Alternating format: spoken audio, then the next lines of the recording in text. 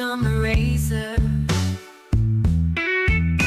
He moves through the world with purpose and grace, destroying beliefs at a steadfast pace, asking what's science and what's math. His wisdom cuts through like tempered glass. They call him QE, the quantum eraser.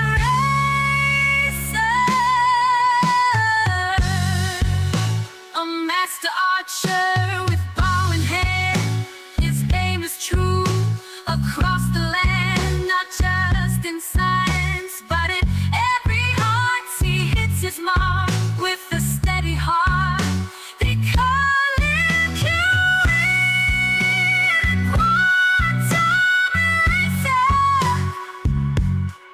Get it, girl. It's all too easy for him when he takes the stage. With every word he states, they feel the rage. His presence alone rattles that cage. The crayon-eating numpties are running out of time. They call him QE, the quantum eraser.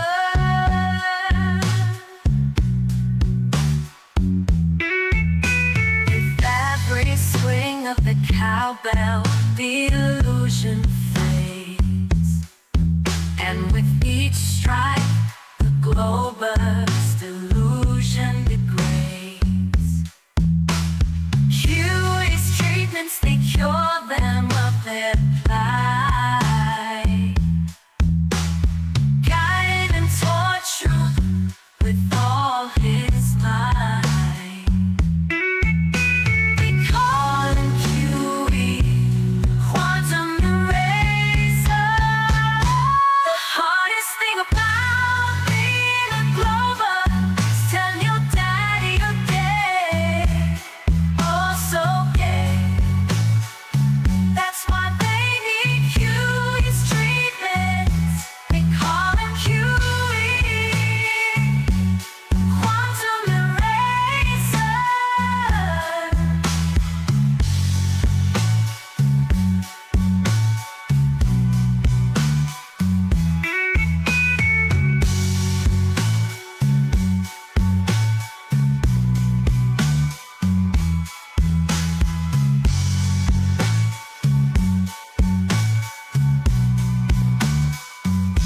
They call him QE, the quantum eraser. That's some mighty fine picking and a grinning.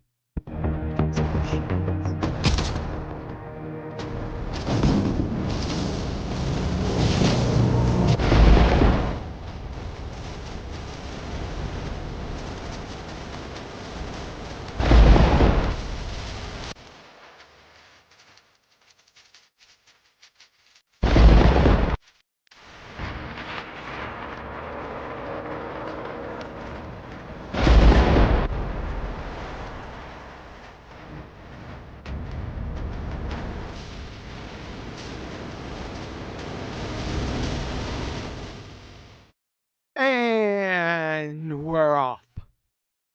As usual, if you'd like to support this channel, there are PayPal and Patreon links in the info box below. Let's head on over to Discord, see if the beautiful Betty Van Velsen is there. Beautiful Betty Van Velsen. Beautiful Betty. You can't get it out, right? I'm just trying not to screw it up. Yeah. Yeah, but it's so ingrained into you that it's, yeah, you can't get it right. It's hard. I just can't talk that fast. Yeah, you're getting older, and then you seem to lose your marbles and your speed a little. Yeah. Yeah. Yeah. I don't. What am I gonna say? No. I did. Yeah. Well, usually you would go against me totally, but not this time. Yeah. Yeah. I've been noticing in every aspect. It's just the way. It's just the way it goes. If you get this far, and you out there, probably some of you are a little farther. It's the ones that haven't gotten this far. It's gonna happen to you too. You're not immune. The second law is going to wreak havoc on you. Yeah. And Not- still people try to outrun it. Can't win. It's like when You can't win. You can't break even. And you can't get out of the friggin' game. Well, you can. Yes. But it takes courage. You get out of it, you die. That's the only way out. Exactly. Yeah, exactly. Can I And say then something real games quick? start. Yeah, you can rumpus Betty real quick. Yes, go ahead, Neil. No. Do you remember? All right, I'll go after you, Betty. No, go on. You already ruined it. Do you remember a while ago I said, I know what the cause of entropy is? It's the fall of man. Well, guess what? You know who else said that? That Chuck Missler guy. I almost fell off my chair. I know he's wrong, but It's the that's origin. what he said. Yeah, it's the origin of it, though. Right. It's not the you can't science it. In other words, but in a sense, it's correct. That is correct.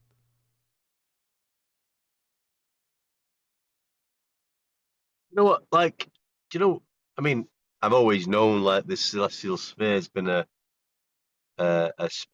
perspective point of view of the stars appearing to be like a dome over our heads. It's just perspective.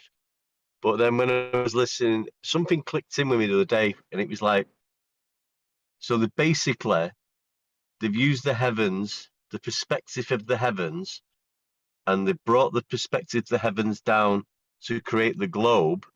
And then when they've created the globe from the perspective of the heavens, they've got rid of the perspective then. And said, well, we don't. That's pretty profound way to put that together. Make sure you write that down. Bring that up on tomorrow's show. Absolutely. Yeah. I might write a poem about it. You don't have to write a poem. You just write it down and repeat it again. I will do. Because Kiwi will forget. It's not that I'll forget. I'm not the poem type of guy. Oh, yeah. You don't like. Well, you do like I going into knew the it, show. Huey. I knew it. I There just you had go. that feeling. Here he goes again, Betty, rumpusing you again. It seems to be the topic and the theme of today, I think. Yeah, it does. I kind of like it. Go ahead, Neil. Keep doing it. No, you know what it is, Betty? You're coming in real low and I don't hear you, and I have to take it off my car, otherwise you don't hear me at all. So I'm No, holding it. that's okay, Neil. It's Oh, okay. We now I- finally can hear you, so. Oh, goodness gracious. Evening. Good evening, everyone. All right, mate. How we doing, Monday? Did you hear that profound good, mate. statement One Deck just made? Say it again. Well, I've always known like the perspective of the celestial sphere is just a perspective of the stars in a dome way.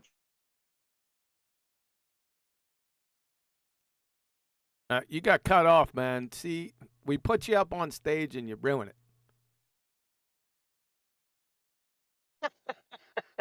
What It's happened? He bellied up to the bar and passed out. right. See, that's it. Almost literally. Yeah, I was waiting for him to get. I really liked what he said. It started boring me It's at all first. right. Oh, there he goes. There he is. Sorry, I had a call coming in. Sorry. Yeah, so it was like it beats me like they've used the perspective of the heavens as a dome, the perspective. They brought the dome of the heavens down and created a sphere Earth. But when they create the sphere Earth, Oh, There we go. there it goes again. Passed out again. Damn! You need to go with light beer. I'm going to just agree with you and say, yeah, really profound. One deck. God, Come on, deck. I kept getting my phone ringing, lads. But you know what I mean, don't you? It's really fucking freaked me out how they've used that. They've used perspective to create the globe, and then when they create the globe using perspective, they said, "Now we've got the globe, we don't have perspective." They can't. Yeah, did you like that, Adam? Number one, and hold on, I'm still talking. Yeah. Go ahead, It's a Adam. nice thing. Not Maybe I should say answering that my too. question. No, I'm just talking. Hey, Still get my talking. first sentence out, and at the end, instead of pausing, now I'm still talking. Wait a second. I'm still talking. Why are you interrupting me? I'm still talking. No, I didn't say interrupt you. It was a preventative measure, Betty. Yeah, That's no, the way to and it do it, worked. though, Kiwi. I like that. Go ahead, Adam. I think I'm about done there. I would agree. I would totally agree. Yeah. We got a super chat. What? Well, where's Flatsy? Superfluid. Where's Super Booger? Not there. What Not the same, in the is it? world? Adam, you're gonna have to. She Oh, stood us I'm sorry, Betty. Go ahead. They stood us up. Yep. Now there's no shout out of super chats. You got to do it, Betty. Okay, Roger Ledwell. Just for Adam's new productions company. Oh, nice move. Nicely done. What is that production company, Adam? Again. Wasn't it Meek and CinemaScope or something? But you do need to know. Come on. You'd figure they'd need to know. Why don't we shut up Neo Productions? That's part of it. Yeah. Yeah, you're the understudy. Okay, I'm not going to recognize anyone in here, but we do have Brian's logic in here. We got the Irish is in the house. Oh, God. Apparently not. So you changed the thumbnail. I thought you were going to do some treatment on some guy. Yeah, you know what? I was thinking that.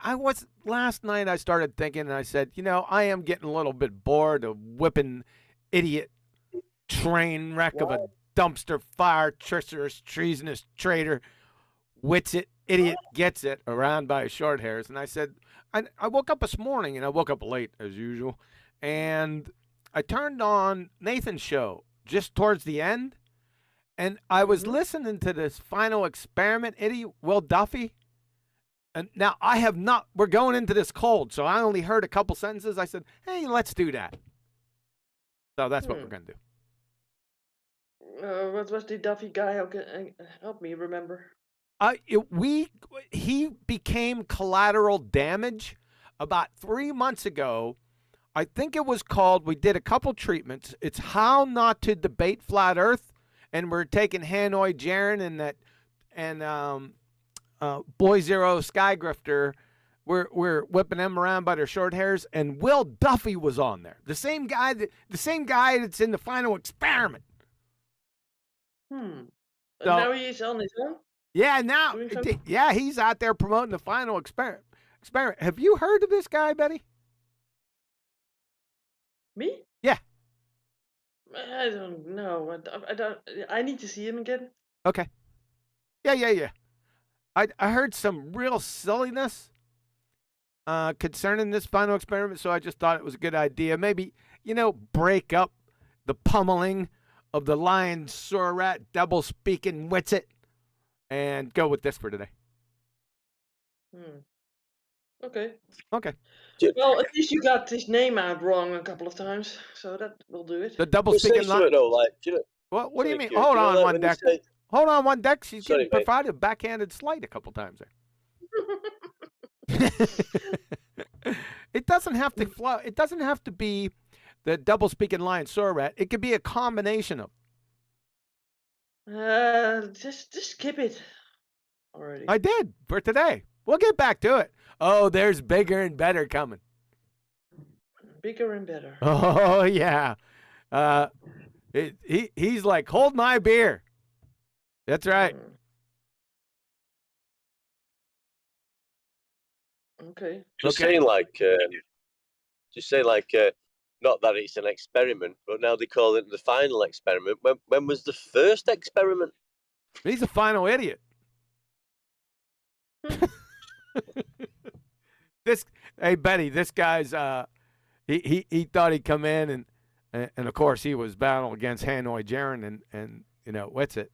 And he thought he'd come in and just whip him around. Now, I can understand to have that sort of attitude with those two bozos. But what he came in with, I remember the first one at the gate.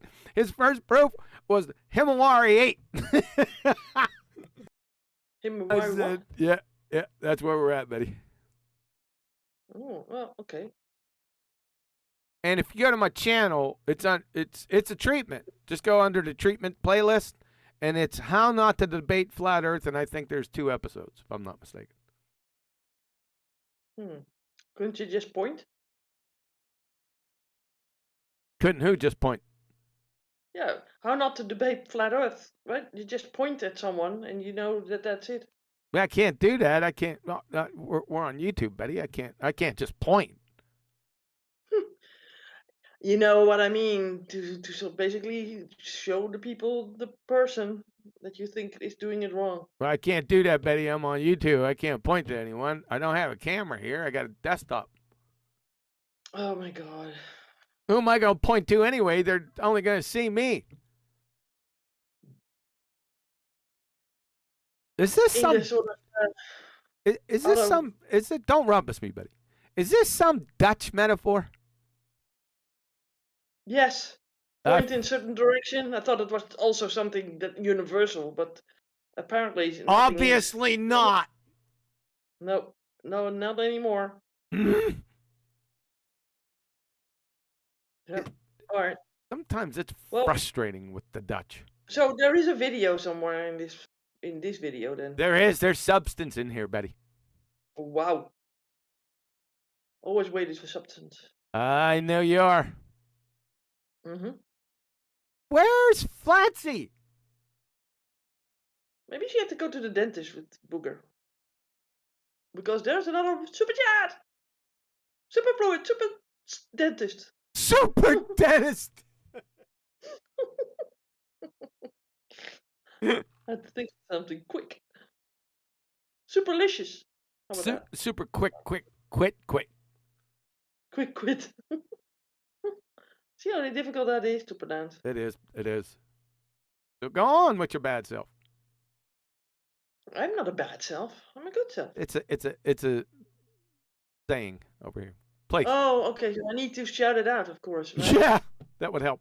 I'm totally out of practice, to be honest. It doesn't take too So, much. You just Tony- read the name and the message. Yeah, yeah. Tony Whitcomb says his company is called Adam's Apples. Ah, nicely played. Adam's Apples. Yeah. What do you got to say about that, Adam? If I had him, I'd sell him. And another super chat. Super chat, super fluid, not super booger. Roger Ledwell. Will invited me to his church to do a presentation. Nah. Hmm. Really? That's interesting. What, Church of Morons? Instead of Mormons? Well, it's basically the same thing. That this guy, I'll tell you what, he's dumber than a bag of hammers. I know that. Now, I haven't listened to the one. Bag of hammers can be really smart. They're not, Betty. How Now- no? Now, I'm taking a shot in the dark, just going by his past performance. But if I was a betting man, it'd be all in. He's a moron. And just by the title. What is the title of that damn thing anyway? Going to Antarctica to prove flat Earth. He's a moron. But because, Betty, how would you get to Antarctica? By boat? You could do it by boat. And then, but By plane? yeah, by boat. You could do it. Swim? That's one way. But you'd have to be proficient in what? Boating?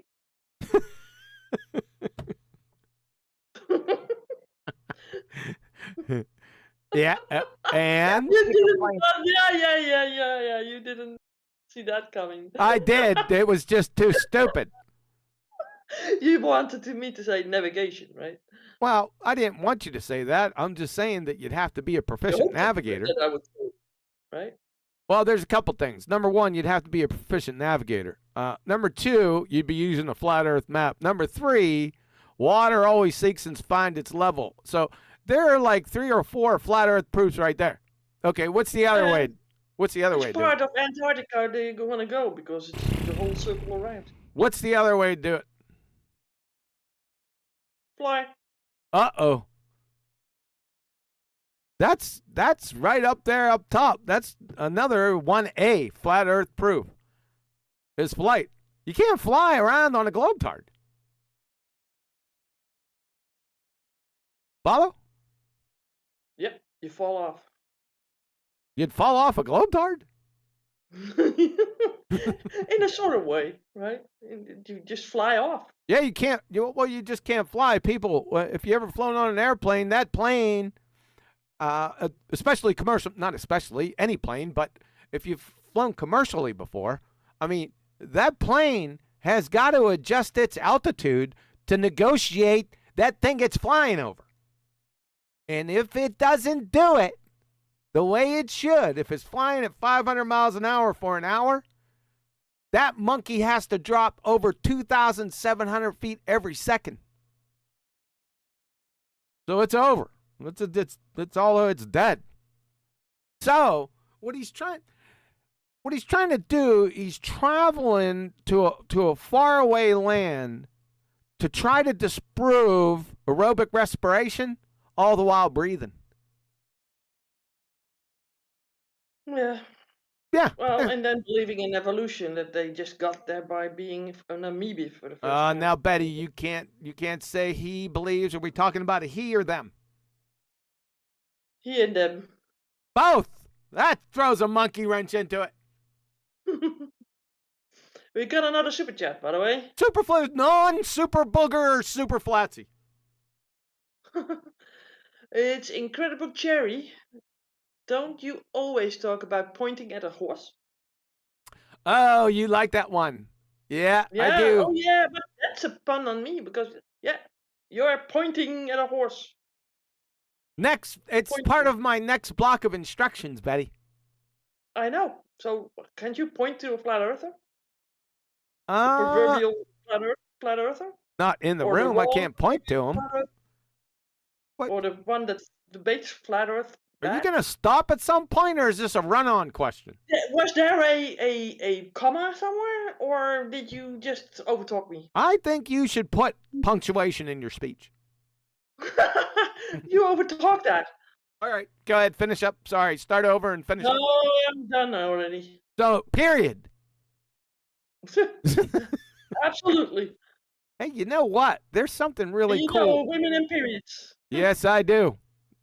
Mm-hmm. I tend to fly to the other side of the country. So, Of the world. don't. That's just hyperbole. Shout out to the idiot McBugger Eater. I just noticed something. I updated OBS right before the show. You know how I like to do that. But when it's out, that's sort of playing like I Russian roulette. Isn't yeah, it? but I can't, Betty. There's something that goes against my nature when I pull up OBS and it says update now. I can't deny it because I don't know why it is. I just can't do it. I'm forced. Oh, My hands. you're military, right? You need to, you are sort of prone to do the instructions, right? I don't think it has anything to do with military. It's not instructions. It's giving me an option. I think so. I think it's a sort of an old military thing that's It's ingrained not. into you. It's not. You It's read just, instructions and you do them without asking. you need to. You better start with punctuation because this is run-on questions and run-on statements. But they're Now. funny. Now, it's not funny at all. It's funny. It's not funny. Now, it forces my hand to hit update, and I'm sitting there, oh, God, please let it be a quick one because I only got 2 minutes left. And, Let it be. yeah, Let it be. That's right. Let it. yeah, and then it comes on. You know how the update comes on and has the green bar, and it's if you ever watch Office Space, and it says it's updating for shutdown or something like that, it keeps on. It finishes one bar, then goes to the next, and then the next, and it keeps going. I'm sitting there, oh, God, please. It was doing that to me today. But anyway, finally, I'm sitting there. I got some new graphics. Graphics. My audio mixer, it's got a new friggin' graphics bar. It's like graphically aesthetic. It's You really say that? Graphics, huh? graphic. It's aesthetically appealing. It's Oh, God. it's annoying yet attractive at the same time. Wow. Well, that's a teaser for you. Shut up, Yeah. Adam. Easier joke. Boy, you're real quiet. I am, aren't I? Yeah, Hey, she's not stopped talking. It's going to go again now. I look. know. She's trying to get her 10,000 words out. Mainly Rumpus and me. Yeah, before everybody else starts, right? After that, you all got the floor. Nope, you're gonna have the floor in this one too, Betty, because this is. No, I'm not. I'm skipping. I need You know to get what? to my pizza soon. You know what? In fact, this is gonna be Betty's show. Betty is No gonna way. No, no freaking way. My pizza is calling me from the kitchen. Do you people think you can just sit in here and take up space and air and just sit back and friggin' veg? No, not this time. I'm calling on people with every comment. You're doing that. You eat melon, you eat all kinds of other stuff, man. That's not vegetable, that's fruit. Oh my God. Well, how about tuna on the pizza? That's not vegetable either. Yeah, I don't do that. we talked about that. We did, because there's a can of tuna sitting out on that friggin' out on the counter. I seen it. Mm-hmm. Yeah, it's out there, and Yeah. I every time I walk by it, I wince. For what? Why? Because it's tuna. Yeah, but because it's Chat. Super fluid, Superchat. not super booger, not super flatsy. okay. So Tony Whitcomb, Pastor Duffy will call off his trip to Antarctica, citing he heard his plane is gonna fly. yeah, the flying backwards thing. I forgot about that. Well, eventually we will get there too, right? According to the globe people. According to the globe, if he flies backwards, yeah. But that's one step beyond stupid. Yeah, we're all there. No, we're not there.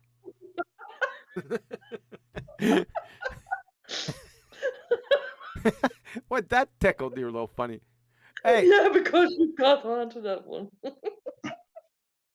Too funny. all right, what we got going on in here? There was another. I seen a name from the past in here, Betty.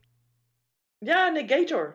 Yes, Yeah, Negator. Negator, My that God, idiot get numpty of a it. clown.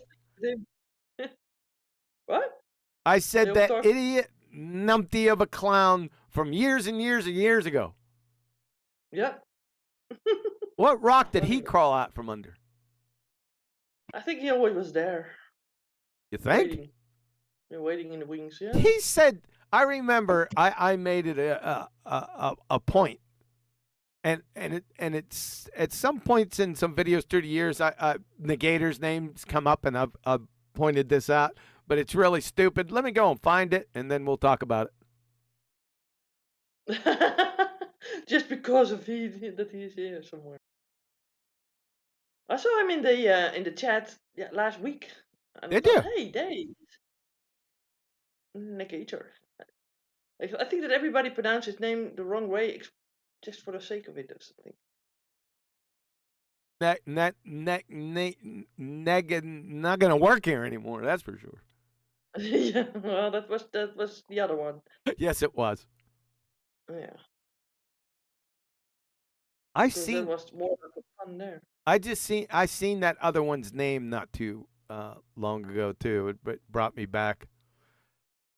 But we can move on from that. They don't know what. He was the one with the long numbers, and that he thought that it was like a small number, and you said it was like something. Yes. with that. Oh, you're talking about Negator. Yeah. Let me. I'm trying to find it, Betty. Mm-hmm. something with many. Oh, like, I got it. See, I saved this stuff. Be careful of what you write out there, Globetards. If it's incredibly stupid, I'm going to save it. What am I going to do here? chats. What? Why are they making me busy shouting out super chats? Crying out loud. Well, get on with it. Good chat. I heard. Pluralized. Tony Whitcomb, Duffy has a lot of catching up to do, mainly his destination behind him. Roger Ledwell, the invite was done live on Autodidact YouTube. Yes, correct. Thank you for prefacing that. By the way, is Autodidactic, I'm unfamiliar with him. Is he a flat earther? Yeah, but mainly a Partarian. A Tartarian? What the hell's a Tartarian? Come on, John. You need to catch up with the freaking conspiracy theories. I didn't have time. I was cleaning the bathroom. So a mud flooder. Yeah, Oh, mud no. An alternative energy. The tall trees on flat Earth. Oh, God. Yeah. All right. Yeah. All right, let me get my act together here. We got to get the Gator. This is old, ladies and gentlemen. This is right somewhere in 2017. He was there from the get-go, right? Say again? He was there from the get-go, the negative. He was there when I come out here. Yes, I remember him probably within the first week or so of seeing him. Yeah. You know who I miss? Kind of the sound Yeah. of him. Thor. Remember him? Thor. Now, that was a dumbass cracker there, boy. He was Czech, right? Yeah, he's Czech from Czechoslovakia. Yep. Yeah, it was. He had that. darkest voice, I think, and he I- was a philosopher. Betty loves voices and different types of voices. She's enamored with them. And especially the voice that sent her, she's so attracted to it, was who? Mark. Jim Panda. Not And Jim Mark, Panda. Mark and Jim Panda, both of them, because they're so totally different from each other. Yeah. So, it was Mark, right? Mark with the marbles in his mouth. Mark Taylor. That's what yeah, marbles in the mouth, Mark. Betty loved him, especially when I whipped him around by his short hairs. yeah, the whole episode of that. And his little idiot tactics that you used to do, right? Yeah, I liked his debate tactics. He would ask you questions, and usually with the most people, he would make them go run around about any other remark that we'd make or answer something. Yeah. He would make them go back and back and back. There would never be an end to it. Yes, that's right. It would never end, and they would follow it, right? Yeah, not with you. No, I put an end to that. Boy, if Brian was there, Brian, he'd just be friggin' all tuckered out like within 5 minutes. He'd be chasing all of Mark's questions down. Red herring fallacies. Adam, he'd do the same thing. Of course, they'd both be concise. All right, let me pull this up. I think 1 second. Am I sharing it? You guys joined? You guys see this? Oh yeah, Yeah. I need to click on you. Was I supposed to point on something there? Nah, it was bait, but you did a good job. All right, so you guys seeing this? This is Negator who was in here a little while ago, and me. Like I said, the date's not on here. You know what? I think this is at the bottom of a video from. God, what was his name? It's gonna be. All right, never mind. I can't. It's so long ago. If I think of it, Betty. As soon as I say it, Betty will say, "Aha!" So let's see what Negator has to say. Quantum Eraser. Oh, What? it's this one, isn't it? Yeah. Yeah. So, let Negator bash himself in the face with a spade shovel that's just been pulled out of a blast furnace. So, Quantum Eraser, cycling CO2 is a good try, but doesn't answer the question. Wonder what I said. Who knows? Since you still have two different pressure grades. Huh? It doesn't matter anyway. That's not the important part. So, it doesn't matter if it doesn't fit your definition of exponential gradient, does it? It exists. Point proven. Now you have to figure out where the vacuum of space starts and the non-vacuum of our atmosphere ends.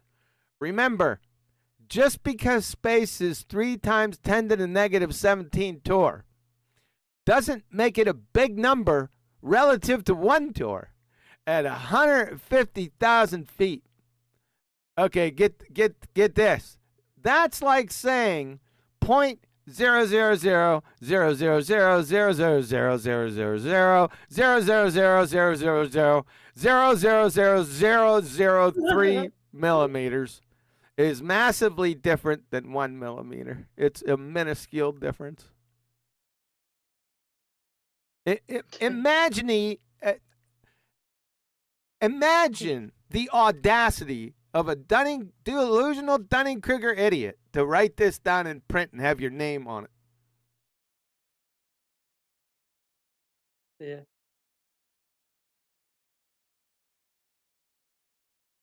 Just let it flow in and let it flow out just as fast because it is dumbass cracker.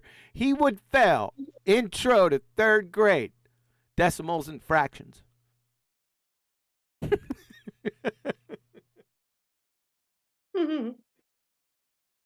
But he was back the next day, whistled right past the graveyard.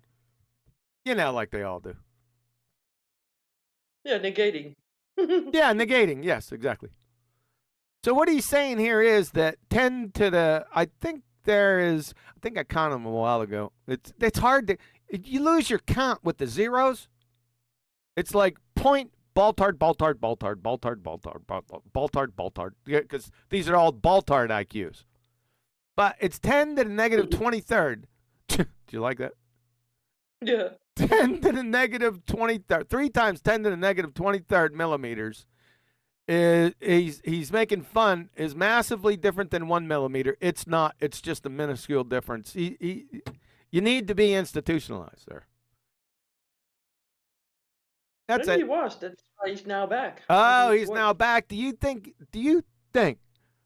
that they had an antidote for this and they gave it to him over like the past 5-6 years? I think they had compassion on him and let him go.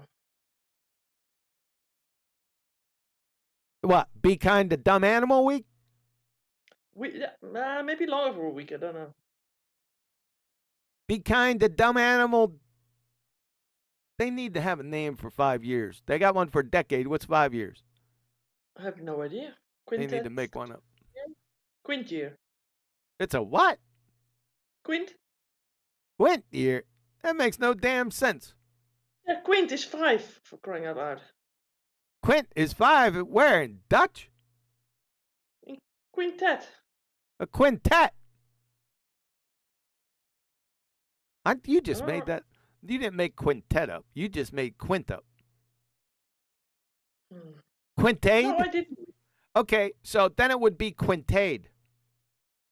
Yeah. Okay. Yeah. All right, fair enough. Okay, let's get down to business. Yep. I can't Let's wait. get to Duffy up. I can't wait for this. Are you getting hungry? Yeah. To be honest. All right, let's see what we got. Oh, I forgot about that. Let's go and not share that anymore. Oh, I don't have to. I exited out. I love that part. Share your screen, QE. Oh, that's the wrong screen.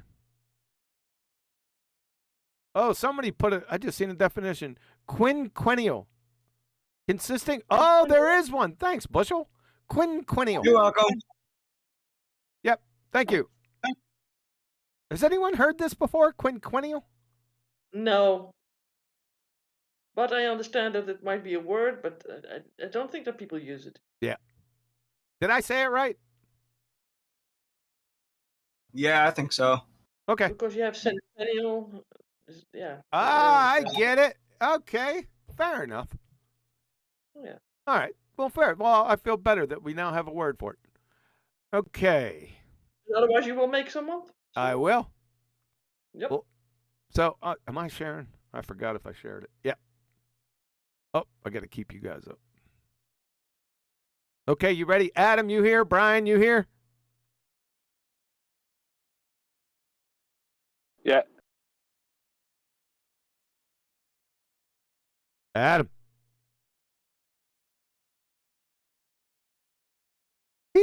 Adam's shamming me. He's probably going to No. get a glass of wine. He's shamming me. He's pretending that he's here and then nothing from Adam. He's getting a drink. I don't want to start it without him because I don't know when the stupid stuff will start. It might start right out the gate. Well, he needs a drink to get encouraged first. Okay. Ah, I got it. Encouraged. All right. Let's head it out. Let's put it out over He's not here. in the chat. He's What? totally out. He's in the chat. No, he's not in the chat. Where is he? Out of. Maybe his computer froze. Could be. Oh, something happened to it. Yeah. Hold up, folks. We're waiting on Adam. Nah. It might take a long time. I don't know. Anybody else got a story before Adam gets back? Well, Neil had a good mic, but maybe that's changed. Hey, what's up, Jenna? I didn't see you hiding up in there.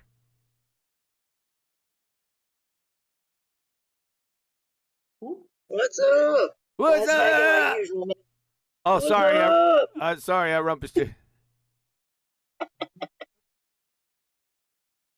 Jenna from Betty. That's Jenna from 24. Where'd she go? What is it? I talk to people and they. Oh, there she is. It's just with a J now. Why does it do that? What? I don't know. It's always been Jenna. It was a real. Maybe because it's too long. Maybe. Jenna Massey, mother flirfer. So now it's J I am- dot. The mother of all flirters, thank you. Ah, we have the mother of flat Earth in here. You're a damn impersonator. It's me, QE. What are No. you talking about? No, that's Betty is the mother of flat Earth. Yeah, mother Jenna Massey, mother flirter. I'm the mother of all flat Oh, earthers. that's okay. We're- You got different names. She's the mother clucker. Oh, I got you. Super chat. Let's do that. Not super It's- booger. Incredibly Cherry says, I explained to a guy in real life perspective of the sun setting and he became angrily globe-tarded. Is this normal? Yes. It's an affliction. To get angry, huh? Yeah, that's what they have to do. Okay. Evening. Evening. Sorry about that. My internet just dropped. Oh, wow. Did you I pay the did have bill? an answer for you. You know, on your 5 years. Go Oh, it's a quinquennium, Yeah, we already got there, Latin. Adam. Thank you. or a Roman phrase would be a lustrum. A what? A lustrum. And then Lustrum, yeah? spell it. Formal term. A formal term referring to a 5-year period. Okay, spell it. Lustrum. Never heard of it. Me, Pardon? I did. Yeah, I should have known. But Huh. I didn't know that it was 5 years. Okay. The other one I liked was half a decade. We knew that. I was looking for one word, like quinquennial, or that Quintessential. that spicy, dangerous lustrum. Lustrum's nice, isn't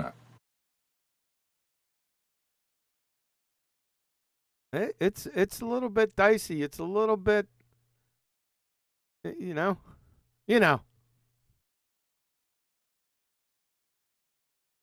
Zesty. That's what I was searching for. Okay, let's get over to what everyone's been waiting for. Like I said, this is cold. I'm going in there cold, folks, so I have no idea. I just know that this guy's a moron, this one right here. So we're all right. I'm going to do 5 seconds like we usually do. Get a radio check, see if you guys are hearing it. Here we go. Hello and welcome. Campbell here, autodidactic. Good? Yep. Yep. If Adam can hear it, everyone can. All right, here we go. Hello and welcome. Campbell here, autodidactic. Shut up. Thanks for joining us, everyone. And we have Luke from Ancient Historia and Will from The Final Experiment. Oh, brother. Is Ancient Hysteria, is he flat earther? I don't know him. Okay. I just want to orient. Ancient Hysteria, yeah. By the looks of that title, I would say it's something to do with alternate history, isn't it? In terms of looking at his got runes and stuff all over that. I'd say he's probably in the same bracket as Campbell, but I don't know him. I said hysteria. It's Historia. Sorry about that. You're being witty. You're not sorry at all. All right, here we go. And we're going to have a bit of a chat about Antarctica and the shape of the Earth. So welcome, fellas. How you going? No, it's how you doing or how's it going? Great. Hey, everyone. All good? Welcome, Will. All right. Me and Will just had a chat last week, so I thought, because I've not put it up yet, but I thought it'd be a good chance to introduce him to Campbell, and Campbell was gracious enough to accept, so now we've got both of them here. It was looking a little bit shaky earlier. Is he in like a Italian library or something? Somebody in the chat said that, is it Brenda?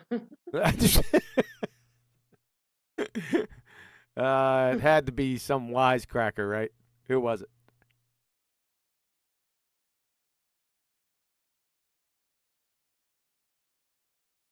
All right. I guess we're not going to find I do out. know Ancient Historia. He is a Tartarian again. Oh, boy. Yeah, because Campbell was asleep, and I was sending him messages like, hey, mate, are we Oh, that's... Dude. Messed up my friggin' audio. still going? And Will's sending me emails like, what's going on? But we sorted it out in the final Yes, moment. we're here on time, ready to go. Hello to everyone in chat. Thanks all for joining us. Shut up. Yeah, leave us comments. So let's just jump into it. Who wants to start? Is this you, Will? Are you going to tell us of your grand experiment plans? Huh? Yes, would love to. So for those of you who don't know me, which is probably most of you, my name is Will Duffy. I am Will Duffy, the Dozy Duffer. I'm currently a pastor of a small church in Colorado in the United States. And I was introduced to Flat Earth almost 3 years ago, a little over 2.5 years ago. Who introduced you? And I took a deep dive into the Flat Earth rabbit hole, and I started Deep dive with him Warrior? I don't think so. watching all of the videos and the You're going to have to prove that you watched all the videos. Bet you can't. debates and reading the memes. Memes? And just found it very fascinating. And I like to come up with big ideas. So I was wondering if I could come up with an experiment. Oh, boy. That we could do to settle. Is that Betty laughing in the background? Uh-oh, Betty. Get ready for this. Let me go back. Sorry. Let's get the full thought. If I could come up with an experiment that we could do to settle the flat Earth versus globe debate once and for all. There is no flat Earth globe debate. That was settled back in 2016, number one. Number two, that's a complete and utter category error. You're talking about aspects of shapes and a spheretard, which is a shape. That has nothing to do with natural science, a.k.a. experiments. You're in a complete, utter category error. Are you some type of Dozy Duffer or something? And so I came up with the final experiment. You would. And the final experiment is pretty simple. Who was that in the peanut gallery? I said the final experiment? That's what he said. Yeah, but what makes him think that that's the final experiment? Makes him think it's an experiment. Superchat. Super booger, non-flatsy. Oh, yay. Roger Ledwell. Shout out to Campbell and the Muddy Mud Flipper. The Muddy Mud Flipper. All right, fair enough. That's on like backhand and slight, Betty. We go to Antarctica. Who's we? Why are we going to Antarctica? And we see whether or not there is a 24-hour sun. And what's that going to do? One of the things I noticed. Is that his experiment? They just go someplace and look at something? Yeah, they always do with experiments because they have no, well, skills. In watching all of the flat earth content is the flat earthers stated that that has stereotype fallacy written all over it. So you'd fail 5th grade general science and you're starting off with a fallacy. Oh boy. There cannot be a 24-hour sun in Antarctica on the flat earth model. Uh-oh. Flat earth model? What's that? Has anyone seen a flat earth model? And how many people we got in here? Betty, count them up real quick. Why do you want me to do that? 1, 2, 3, 4, 5, 6, 7, 8, 9, 10. Use quinquennias. 17, including myself. 17. Most of them flat earthers. Now, we don't want an answer from everyone. We need to know if there's one person on here. You don't have to say no. Just one person with a positive claim that they've seen a flat earth model. Floor is yours. Well, I'm a flat earth model. Oh, brother. Sorry. Okay, so we got... Thing is, though, I've never seen the beautiful Betty Van Velsen, so it doesn't count. He said, have you seen one? Do you know the existence of? Well, I see her every day in the mirror. So. All right, we got a 5th grade general science. I'm going to write these down to keep track because I think it's going to be a long day. 5th grade general science. Science failure. Then we have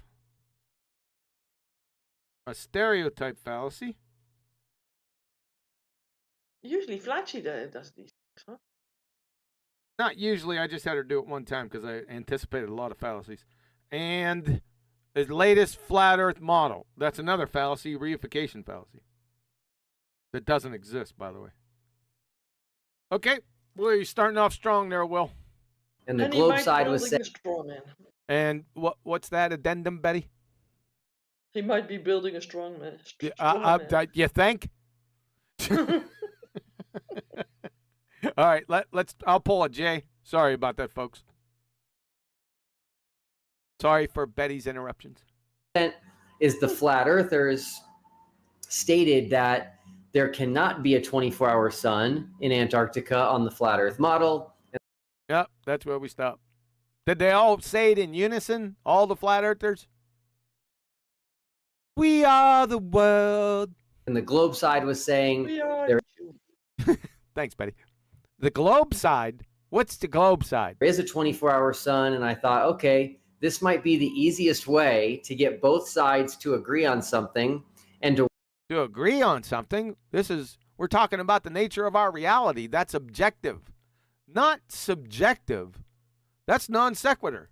So non sequitur fallacy. See, subjectivity is agree and disagree. So non sequitur, another category here. Sequitur. All right. To work together and collaborate. Work together and collaborate. What? To settle the debate. I told you the debate. There was never a debate. Does this make sense? You're debating the nature of our reality. That's not a debate topic. Now, what you do debate is subjective things. Again, you're in a category here. Doesn't make any damn sense, Will. Have you got an inner voice? So that's the plan in a nutshell, and we can go into it much deeper and answer anybody's questions and have a good time. Yes. Okay. How much of a moron are you? True or false? Awesome. So first things first. I know obviously we've talked about this before, but what was the thing that pushed you over the edge to say, right, I'm gonna? I thought he was going to say, what was the observed natural phenomena? Didn't you guys think that? No? Okay. Actually go to Antarctica. Yeah. So, I was looking for something that, because again, lots of experiments happen. Lots of experiments happen. Where do they happen at? The globe side does experiments. The flat Globe side doesn't do any experiments. It's a category error. What are they doing experiments on? earthers don't accept it. Flat earthers. What does acceptance have to do with experiments? It's validated. It either is or it ain't. Is you ain't a dumbass. So it's one or the other. There's no debate, but you're a bit confused, aren't you? Let's get the whole thing back. I know you guys don't like me interrupting. Let's get the full dumbass thought. I was looking for something that, because again, lots of experiments happen.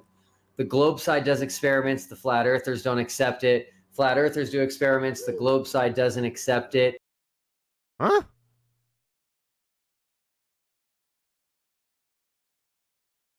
And so I was looking for something where both sides are like, yeah, we agree that this is definitive. But then it was also because it Wouldn't the experiments be definitive by the nature of what an experiment is? was possible, right? So for example, going to space is not really possible. Yeah, because it's the second law of thermodynamics violation. At least we can agree on that. On the flat Earth side, it's not possible because space isn't real, and on the globe side, Oh, no. The vacuum of space does not exist. That's another straw man. Whoa, almost knocked my mic over. Straw man. Should I just put a double check mark on it? Did he already come out with a straw man that I missed? No, he's building one. Okay. Straw man. All right. Here we go. it's not possible because you'd need millions or billions of dollars to do that. Huh? It doesn't matter how much money that you can acquire. You're never going to overturn the second law of thermodynamics. And so just the fact that we could take a plane to Antarctica may... Uh-oh, that's going to be another problem. See, you're trying to disprove aerobic respiration by breathing. Plane flight is 1A flat Earth proof. Just go to my website, globeterminator.com. You'll see flat Earth proofs over on the... Here, I'll even show you. Like that. So you come over here, and you hit that. globeterminator.com right up here. Then you go to flat Earth proofs over here, and then you go sextant, black flight, and you hit that monkey right there. And then your worldview implodes. That's how you do that. To make it simple, we'll roll down here to the bottom. Modus tollens. If P, then Q, not Q, therefore not P. If commercial planes travel at 500 miles an hour for 2 hours, that's 1,000 miles. I know it's tricky for you, over a spheretard with a radius of 3959 miles, P, it would then have to descend or negotiate on 128.3 miles of vertical drop over the course of its journey, Q. Commercial planes do not descend 128.3 miles while traveling at 500 miles an hour for 2 hours, i.e. they fly level. Not Q. Therefore, the Earth is not a spheretard. Will-tard, therefore not P. Alice in Wonderland is more tenable than the Baltard spinning space monkey religion. The prosecution rests simple. You live in a fairy tale. The end. That's where you can find that. The substance is all riddled through here. There's cowbell at every turn. Okay? Clown. Made it possible, and within reason financially, as I will be paying for a flat earther and a globe earther to go. I'll be. Is he going too? Who's all going? Anyone know? Nope. Don't all chime in at once. Eating your tea. Give me a sec. What you eating, man? Chicken curry with a naan bread. Of course, chicken. Chicken curry. These are some curry-eating fools over there. And some what? Gnarled bread? Naan bread, garlic naan. Naan bread. What? Naan bread. It's Indian. It's naan. Garlic naan. bread. Have you ever had it? No. Naan. Naan. Oh, it's lovely. Everybody knows that. Naan. It's not bread. Naan. Naan bread. It is. Naan bread is now bread. It's none. It's none bread. There you go. Let's move on. Be covering all of those costs. How is he covering all of those costs? He's paying for it himself. I thought loads of people were going. So is it now? It's just going to be one baller, one flat earther. That's what he said. Like loads of people from both sides, didn't they? I don't know. Like I'm just getting Is it like on a TV show? I guess only one baller will go. Guess the final experiment came out when I was indisposed of the meat of it, so I'm just catching up on it. So apparently, like right now, when was this done? 7 days. As of 7 days ago, one baller and one flat earther, are going. All right, here we go. Jaron and Whitted are going. What? I don't know. Is that one? I think Jaron and Whitted are going. Which one's the baller and which one's the flat earther? Then? Yeah, which one's the baller and which one's the flat earther? Good one, Adam. Jaron or Whitted's partner just had a baby, so I don't know if he's definitely going now. But Jaron is going. Jaron Campanella is going. That didn't answer our question. Did you? Yeah, well, it doesn't matter because I have a video coming out later where I'm addressing Will Duffy and I'm giving him a better solution where he just has to pay for flight pitch data from several commercial flights. And that will absolutely prove or disprove whether the Earth is a globe or flat. Well, didn't I vicariously just do that with my flight proof? Yeah, of course, but I was on that already, just so you know. But I was just trying to throw it out there. But yeah, see if he, because what's the point in paying for a trip to Antarctica, where if he sees a 24-hour sun, it means nothing to me, and I'm a flat earther. So if he gets pitch data from several commercial flights, that can't be falsified because every pilot in the world would know if it's wrong. That will prove or disprove whether, and Wolfie can get this stuff. He has Wolfie, who I'm sure he's friends with, so there's no bothers. He could totally get this, and he'd probably save money.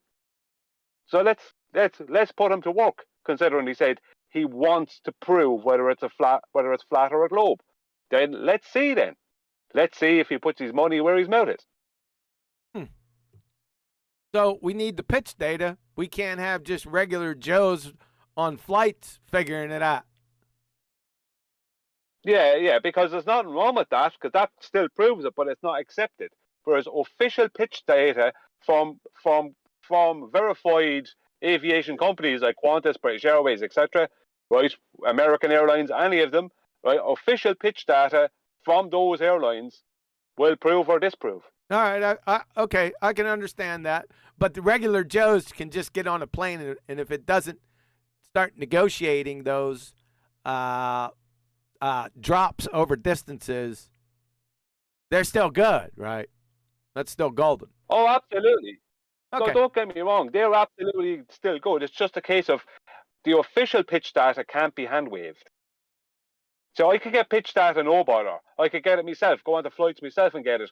But other people have done that and it doesn't mean anything because it can be hand waved and ignored. Official pitch data can't be ignored. Just like you can't ignore celestial navigation or surveying. Can't ignore it. Well, who cares whether they ignore it or not? It's everyone. It's like prima facie. If you've flown on flights before, it doesn't negotiate the vertical drop that it needs to.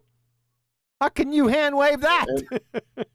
I know, I understand that, but this is a situation where this guy's making a big load of noise, he's putting a load of money forward, so I'm going to give him a better solution to where it absolutely will prove or disprove. Okay. Because if the plane is adjusting for the curvature of a globe Earth, there's no flat Earth there. If these planes, with these commercial planes, are adjusting for the curvature of a globe Earth, and it's proven with the pitch data officially, and every pilot agrees, then there's no flat Earth are going to go against that. You're going to go, okay, it's a globe.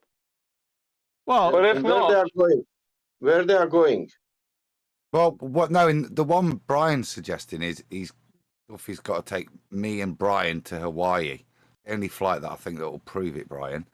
Fly us there, and then we'll get the pitch data, and then come back after a fortnight. yeah, exactly. Yeah, me and Adam have to go to Hawaii. That has to happen for a week. Well, you Brian, can do but where they are, when you get there. Oh, wait a second. When you get there, you can do my skivvies experiment. We'll get into that later. That's an actual experiment, by the way. You know what? I'd have to think about that. That might not be an actual experiment. All right, I'm sorry. I got you, Brian. You are correct. Pitch data, and you put the pitch data out. It's objective. It's right there, and it's over. I got you. Okay, fair enough. Go ahead. And he has to pay for it. He says he wants to. All right. Sorry about that. No, you're fine. Go ahead, Sasha. Yeah, I'm saying I can understand the Glober. If Glober say I'm going with whatever flight, whatever ship, or I want to come to Antarctica. I don't understand if flat earther wants to go to Antarctica. Where is that for the flat earther? It sounds at the flat earther. It sounds like it's a flat Earth believer that he's not too sure. Do you understand? For the Glober, there is Antarctica. It's down on the south, on the like a pole, you know. Yeah. But on the flat Earth, I want to understand for the flat earther, where is Antarctica? If he say that it's all around, that means you don't need to go to south. You can go to north, and you will come to Antarctica. Is that correct? That's a different slant, but okay. Yeah, but they will go to Antarctica. For the flat earther, Antarctica is all around. That means every point around. That means they will check all points. Yeah, we got it the first time. You don't have to explain it again, Sasha. Were you trying to be special? Yeah, no. No. They will check only that point near Argentina, or not other points around. All right, fair enough. Chat. Campbell, you. Superfluid, non-super booger. Huh? Oh, I was just going to get my pizza. Huh? What? We're talking about non-super boogers. Want me to shout it out? Can you use your words, Betty? Roger Ladwell. Here's for Brian Guinness Fund. He ain't getting that. Go ahead, Adam. You wanted that. Pizza, so it's people. Sasha's turning into Brian and Adam. Brian Adams. That's one person. Or he has to take us both. Adam, take care of the super chats. Where are you going? He accepted. Enjoy your pizza, Betty. Thank you, Adam. Thanks. I was just going to ask you to take over. I was going to get some cantaloupe. Yeah, no cantaloupe. Pizza for me. Pizza. Enjoy the pizza, Betty. You deserve it. Thanks.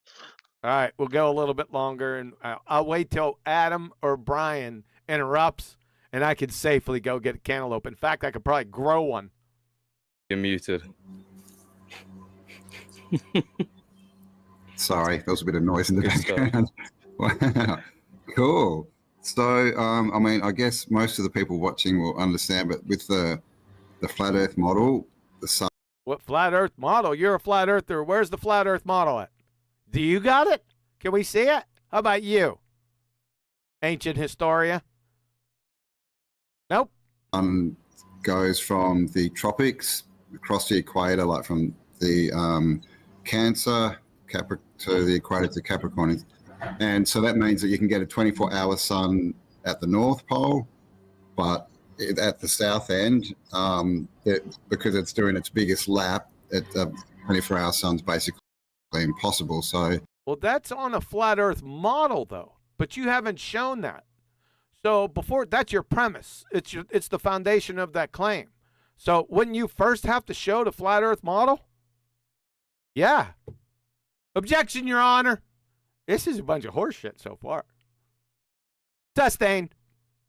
I guess that's the basis of your experiment. This is not an experiment. You also now would fail 5th grade intro to general science because he's Jedi mind tricked you into thinking that this is an experiment. Sorry. So have you ever heard the saying, it's better to be silent and remain a fool? Wait a second. How does that go? It's better to remain silent and be thought a fool. I'm sorry. Go ahead, Adam. Finish open your mouth and prove it. So, sorry, Adam. I rumpushed you. Go ahead and say it. That went back really backfired there. Huh? Yeah, it did. Go ahead, Adam. I think it's better to. I got it. I got it. Shut up. Yeah. I got it. It's better to be silent and be thought a fool than to open up your incoherent blowhole and remove all doubt. Gooey-fied, but I like it. I use some artistic license with it. It still works. This hasn't been done before. I think I've seen a couple of videos, but they're just sort of showing, because there's cameras, isn't there, down in Antarctica? Yeah, so that's part of the controversy here, is that there are videos, supposed videos of a 24-hour sun in Antarctica. Who cares? It's an affirming the consequent form of logical fallacy, also not being science.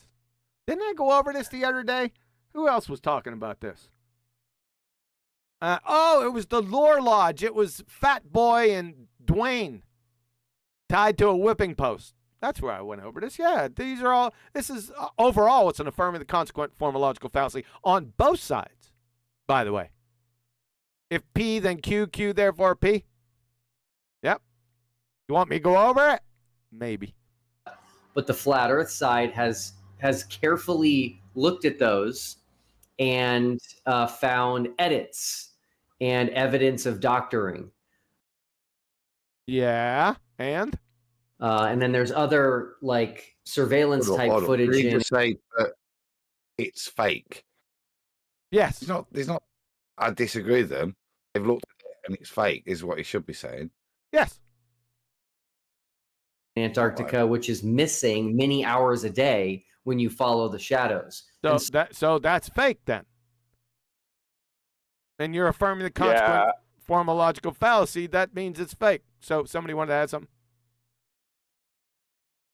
No, I just want to add in that Adam was correct when he said that he wasn't saying the word fake correctly. Ah. So again, that just makes this all the more exciting. You've got the globe side thinks they have evidence that there's a 24-hour sun. How do they think that? From a fake video. From fake videos. You got the flat Earth side pointing out issues with the videos, missing hours. And so it's like, okay, let's just go look for ourselves. Let's go. Why? Figure this out. And what's there to figure out? You just send a camera to someone, say, film it for us, pal. It'll be done, won't it? Yeah. So you basically just need to, make a 24-hour recording with a timestamp and then what's that going to prove? And then Bob's your uncle. Bob's your uncle. Bob must be an affirming the consequent form of logical fallacy. That's the proof, yeah? Yeah. The proof of what? The fallacy? Yeah. Well, it's gonna be easier. We're definitely gonna do recordings, but we're Wait a second. See, before you said it was a flat earther, a flat Earth believer, and a globetard was going to go down. What's this weird? Is Will going? It sounds like it. If he's not, that statement doesn't make any sense. If you follow, it's going to be easier because here's why. When we land, there we go. That's a we land. He's going. You'd think. It's a minor point, but it's an important. It's really stupid up to this point. The sun will probably be in the sky. What? Right, so if they land, right, and the sun's not in the sky, they may as well just fuck off straight back home, haven't they? Because the point's been proven already. Let's get the full. I chopped it up a little bit. I'll pull 2 fivers. That's a J in legalese. Let's get that full thought because I missed it. We're definitely going to do recordings, but it's going to be easier because here's why. When we land, the sun will probably be in the sky. Oh my! Look, Ma, no brains. That's pretty stupid. I don't know if you're going to be able to top that one. And then we're just going to sit there and see what happens. So on the flat Earth. Oh boy, what did I get myself into pulling this up? I should have reviewed this first. That's too late though. Here we go. Probably be in the sky. And then we're just going to sit there and see what happens. So on the flat Earth model, the sun. Whoa. That's another problem. That's another reification fallacy. That's the number of times, it's the third time you said that. So this whole foundation, the foundation of this argument, fallacious one as it is a fallacy. that makes sense, though. So you got kissing cousins. You have an overall affirmative consequent formological fallacy being presented or premised on a flat Earth model, which is a reification fallacy that doesn't exist. That's what you got so far. So I don't know, Will. This looks a little shaky. Sun should set, meaning it won't be visible in the sky. In the globe model, it should. The first part. That's the first time I heard globe model. Where's that at? Has anyone ever seen? Now, they claimed millions of times this globe model, easy, over the past 8 years. Where is it? Has anyone seen it? If you've seen it, say yes, I've seen it.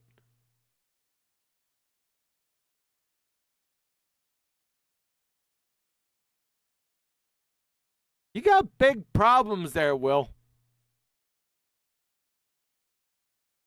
You already know that, don't you? No, you don't. You're too stupid to know it. Should do circles all around us 24 hours a day. And so it's going to be very simple. It'll actually be easier on the flat Earth side as soon as that sun is. Somebody wanted to stop. Or was I hearing things again? Not visible anymore, then the experiment's over. This isn't an experiment, you imbecile. You just train wrecked. You're just pouring hot coals over your own head. But you're too stupid to realize it. It's not an experiment. It's not even close. You don't know what an experiment is. It's an experiment where they go there and then do nothing. Told you. Right? If do nothing, no Then- sunny, experiment over. All right. They'll take a video of the glober that's there. They're videoing the glober. Huh? They'll take a video of the globe there. He'll be crying, going, "Ooh, it is flat. There's no 24 hours sun." Or they'll take a picture of the flat earth going, "Ooh, it is a ball because there's a 24-hour sun." That's stupid. And that's what's planned. And they'll say, hey, they'll ask him, is the sun visible right now? And if he lies and says yes, they'll say, okay, great, point to it, and he won't be able to. And if he says no and he's telling the truth, we have a setting sun and the globe model is falsified. Globe model's falsified. To falsify something, it has to have a modicum of truth. Can we see that globe model? This is a train wreck, son. Abject train wreck. Mm. I mean, will that? Ooh, somebody said, Anything further? Or was that there's some sound coming through here. Was that Campbell up here? Who knows? We'll continue. Satisfy people though, because I'm already seeing people in the comments saying, you know, it doesn't matter. It's flat.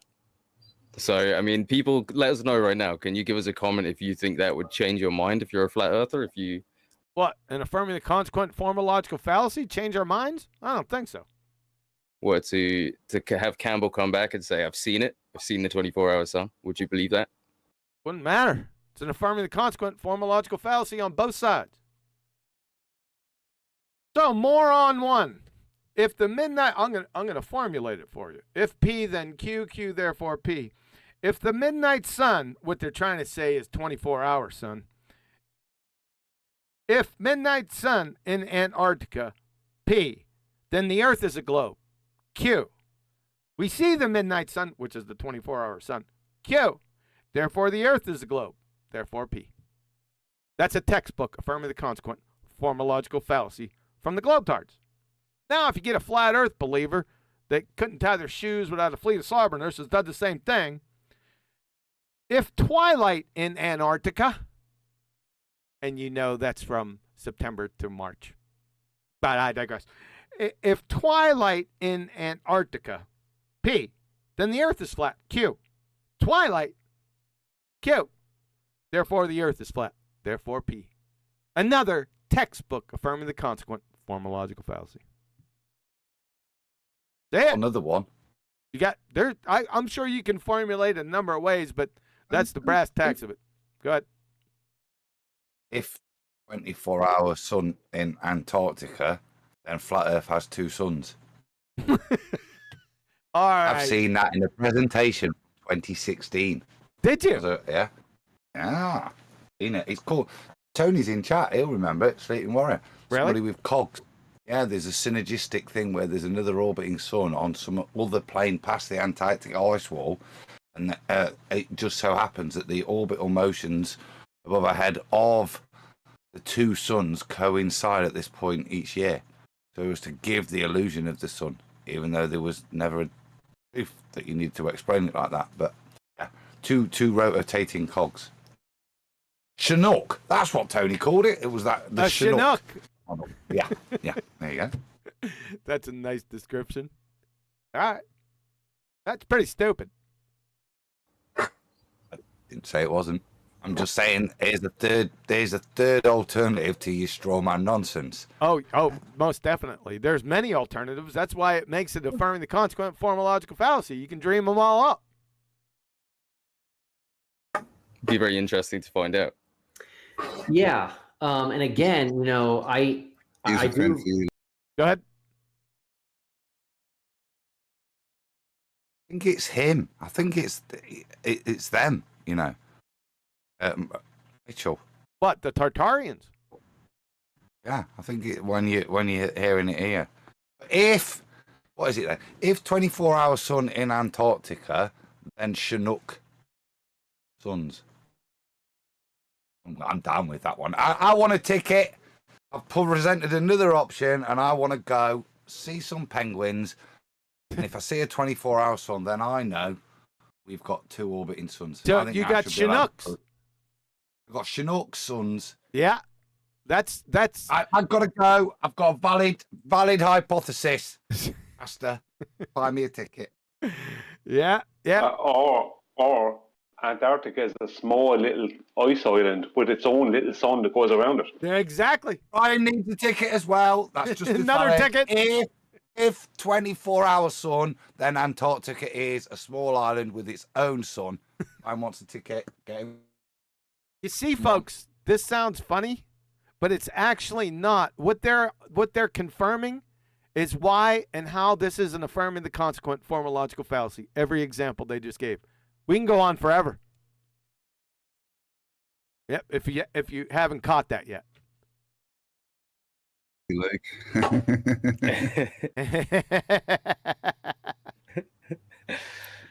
I do need to give credit where credit is due, and I came up with this. You came up with this train wreck all by yourself. You gonna stamp your name on top of this friggin' dumpster fire, eh? Thank you. Idea from flat earthers. Oh crap! Another stereotype fallacy. So the first person I heard talk about it was Dave Weiss, Dave, Flat isn't Earth Dave. He flat out said, Oh shit! From Dave Weiss. He's not a flat I did earther. get it in. What's? I'm sorry, I Adam. think Go that's ahead. it. You got Adam. Start over. I just rumpus. knew. No, I just knew he was going to say Dave Weiss there. When he said, I got this idea from Flat Earthers. You knew, yeah. Who's told you that? And then, yeah, obvious, isn't it? Yeah, that's another. This is wow.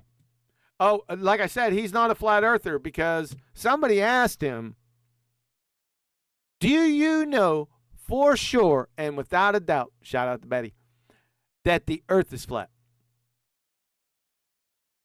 Aren't you? He couldn't answer. Go ahead. He knows it's not a ball. I know it's not a ball. Yeah. Yeah. That's not a flat earther there, Will. No. We can see further than we should. Wait a second. I thought you were a flat earther. No, I'm a true earther. That's what he said. said if there's a 24-hour sun, then the flat Earth model is not true. Well, flat Earth model's not, that has nothing to do with reality, unless you show the flat Earth model first, and then show how that flat Earth model that doesn't exist pertains to reality. The whole foundation of your argument and the so-called non-experiment is based on that. You said it a number of times. Are you retarded? And then, if you guys remember, there was an in-person debate in Nashville in December between Dean Odell, who's a flat Earth pastor, and I remember that. Greg Locke, he's a flat Earth pastor. What, does he have a church, a flat Earth? a globe pastor. In that debate, I was there in person, and it turned into a dumpster fire. That's what. Yeah, I know. Then you should be at home.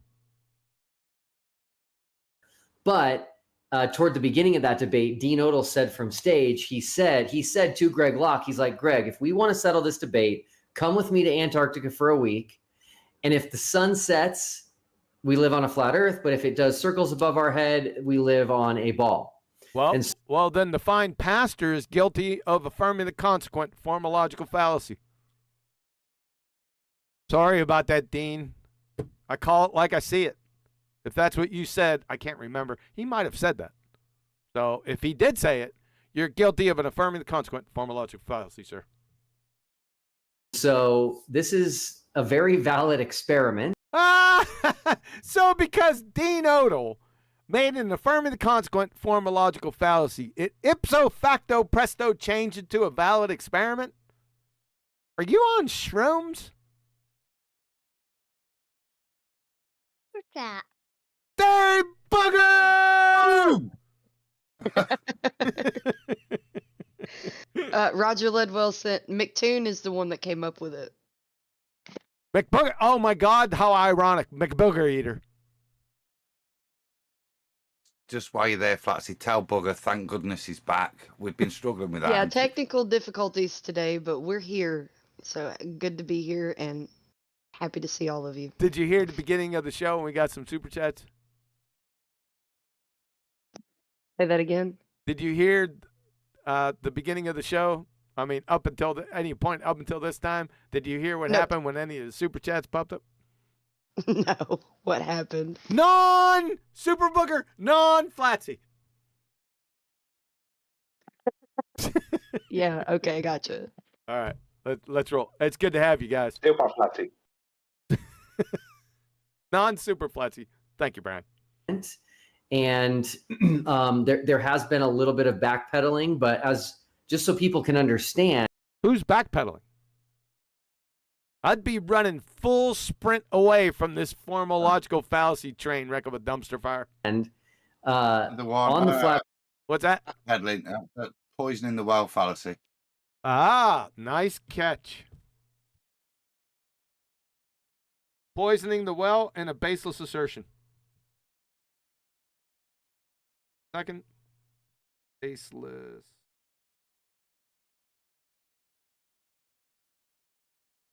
Hey, Will, are you trying to celebrate the entire logical fallacy catalog? Flat Earth model, I don't know. Oh, boy, that's another one. Reification. Do we see this flat Earth model? That's what all this is based on, and the Globetard model. We're going to have to see those models first. Know of a flat Earth model. He just keeps on saying it. It's like, you got Tourette's? That can account for a 24-hour sun in.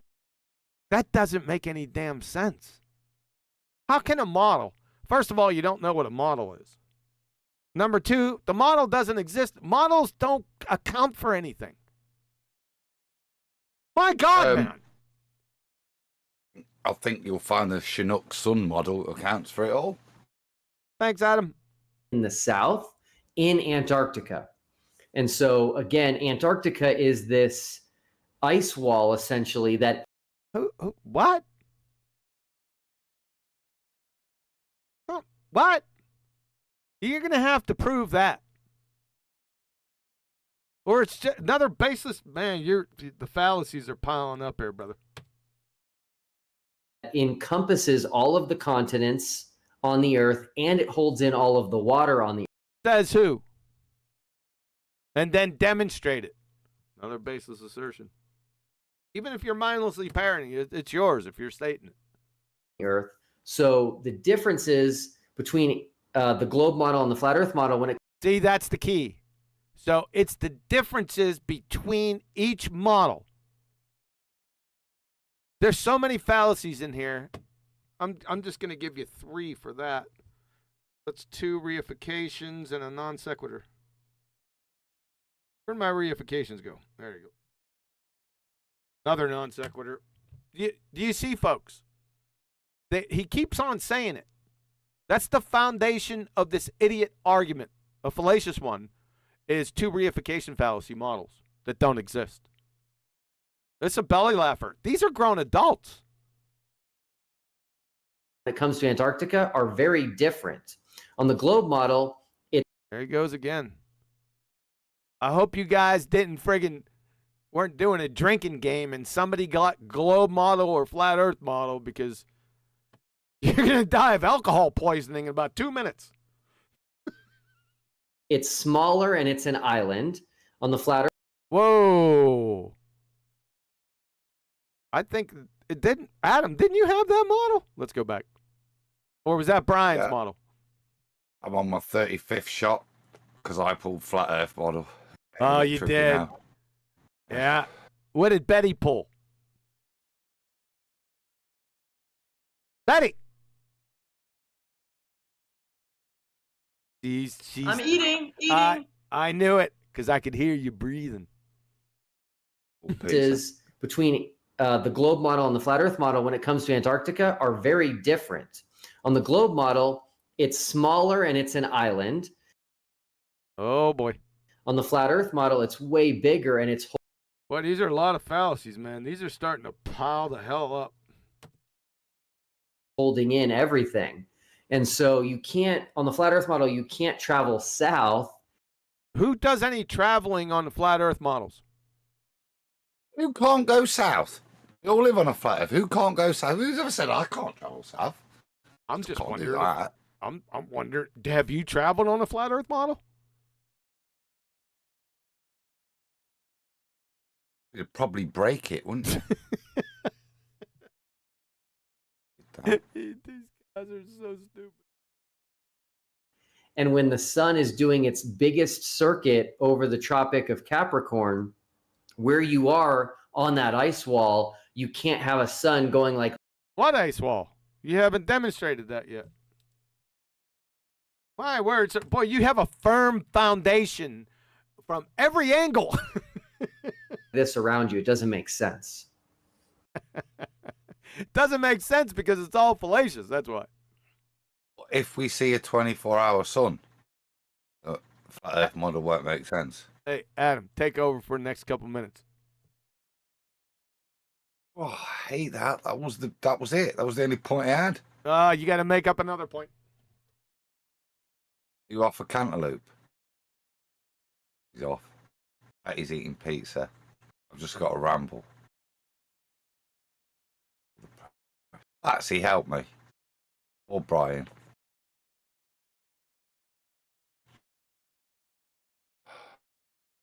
I'll swim on my own then. You could have pressed play, QA, actually, couldn't you? To be fair. You just press play, couldn't they? That would have saved us a significant time. I'll say this: there's a lot of Globers lately that are basing everything off of logical fallacies. Like, oh, I'm gonna go learn about gyroscopes, and when I come back and I have all this knowledge to debunk flat Earth, then you guys better accept it. So an appeal to the future fallacy, argument from incredulity, all for the sake of an affirming the consequent form of logical fallacy. Times, isn't it? Where they're floundering. Just what a weirdo. I don't see how gyroscopes are going to help people. Sorry, Adam. Well, we started with gyros in 2015, didn't we? It's funny what they're pulling back, isn't it? If that's something. Bloody hell. How I started this. I met John Savage, the guy who did the first gyro videos out in 2015. Wasn't he? I just find it funny that people will go through such trouble just to affirm the consequent. Like, what's your problem, buddy?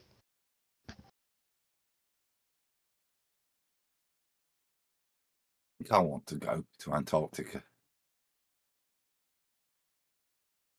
I just want the free holiday, if I'm being honest. I'm not asked about what happens in the sky. You know what I mean? But nice to blag a free holiday. Surely is that not what these guys are doing? Surely Jaren and Witsy aren't this duplicitous? Huh? Or are they just being duplicitous to blag a holiday? Sorry, dude. Okay. Doesn't east and west, they go in a circle, eh? Do they? I don't know. I've heard you say it many times. You?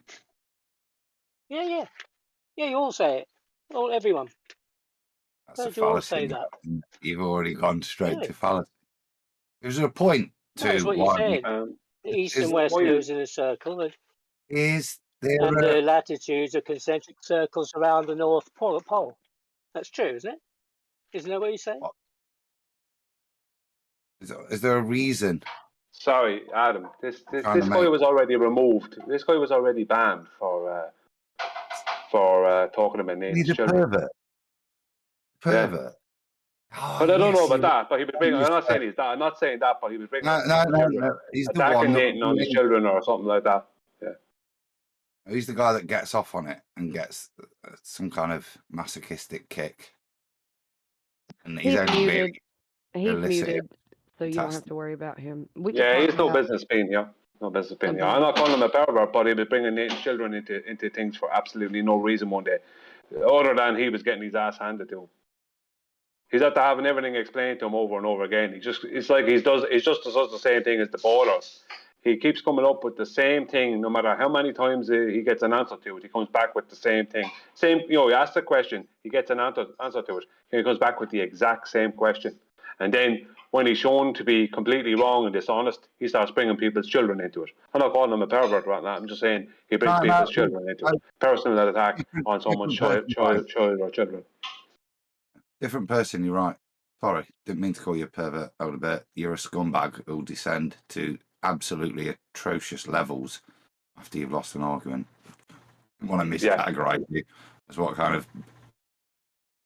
Yeah, he was proven to be a liar one day, completely, like he was showing up to be a complete and utter liar, to have no honesty whatsoever on Discord one evening. And he came back and kept coming back. Then he started bringing Nathan's children into it. He got banned. Yeah. I don't know why he's calling allowed back on. Sorry, rough lad. No, just calling somebody that is a really strong accusation, so I wouldn't put that up there without evidence. Well, no, I know. No, that's why I apologise straight away. It's the wrong person. There is another one. I forgot his name. Nathan can put it in chat. But yeah, I'm just going to keep quiet. Then they're done when they've been shown to not be here for genuine reasons, that we don't want to engage with you again. Do you understand, Elder Bear? Yeah, we don't want to engage with you anymore. Yeah, I don't engage with him whatsoever. He's completely dishonest. Well, he's muted. He's completely I dishonest. know, yeah. Thank you. It's just a message and a warning, you know. There's a levels, yeah, of shithousery that we'll tolerate, yeah. But if you descend into certain levels, like demonstrating that you're getting a perverse thrill out of this, or bringing people's children into it, it kind of ends the point that we will bother to interact with you ever again. What happened? Did something happen when I left? Yes. Yeah, you ran off and it all turned to shit. Subscribe to Nathan Oakley 1980 and Nathan Oakley respectively. I were getting trolled with advertisers. Get a grip to it. Sorry it took me so long. I had a couple other things I had to take care of that I wasn't expecting. But so what happened? Elder Bear came in and wanted to talk about east-western circles. I don't know. It just went sideways. Luckily. Yeah, he just came in with the same question he had answered many times before. The last time he was on Nathan's, he got banned because he was told, but Nathan, when he was shown to be losing, shown to be dishonest, he started attacking Nathan on his children and his parenting or some nonsense like that. He got banned. Why is he still here? Where is Righteous? I don't know. Well, he's muted, so.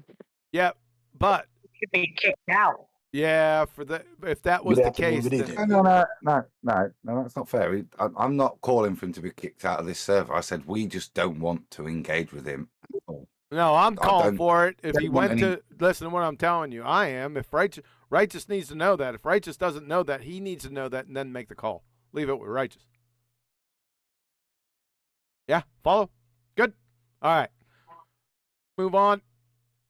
No, before you do. Heroes has arrived, and if you don't let him say hello, he'll only interrupt at some point in a second. So, evening, D. Hey, what's up? What's up? What's up? All right, Rolf. Guy. So this guy. hold on, real quick. I spent almost a whole minute at the freaking Google Plus waiting to be joined in my head, cussing Nathan out, and it's over here. I didn't know it was on Discord. I keep forgetting QE does it over in Discord, and it's not on Google Plus. Well, thanks for the admin note. That was helpful. Here we go. Yeah, I'm just trying to get the picture of the globe in my head and how it. We all are. Yeah, isn't that represented by the globe model? Let's see that. Works, like how it goes from.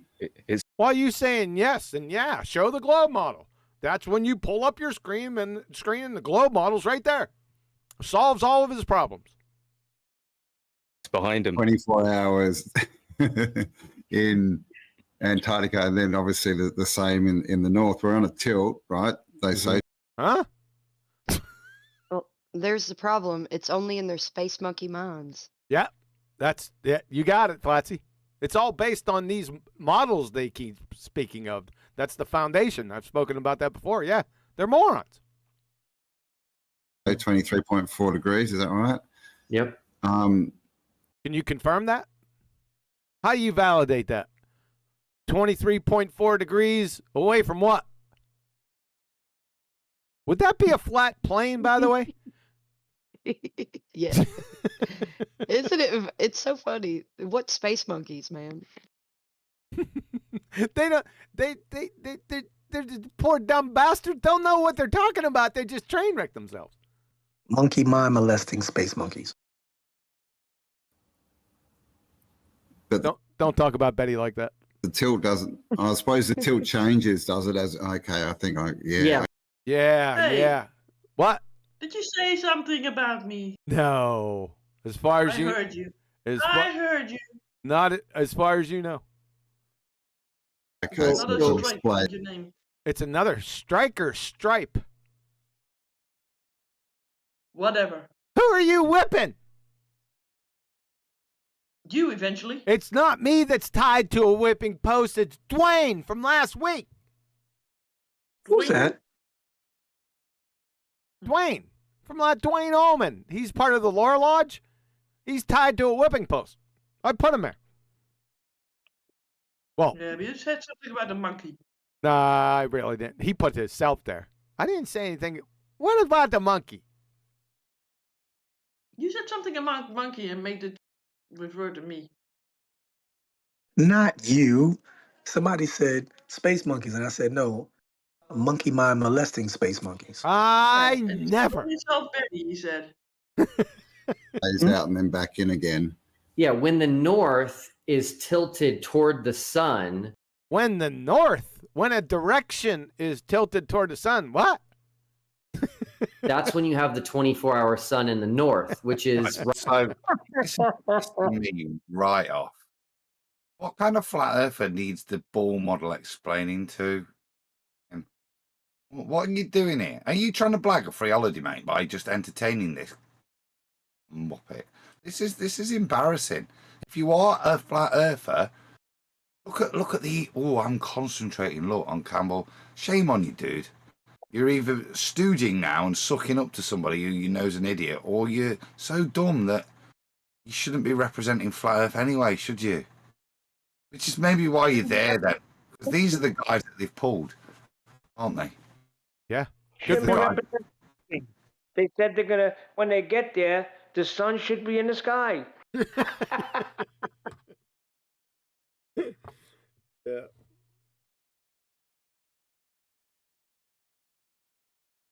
right now, if you're far enough north. And that's on both models. You have a 24-hour sun. But then when the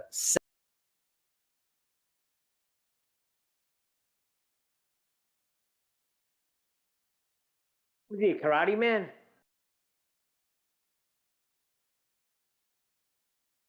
south is tilted toward the sun, that's when you get the 24-hour sun in the south.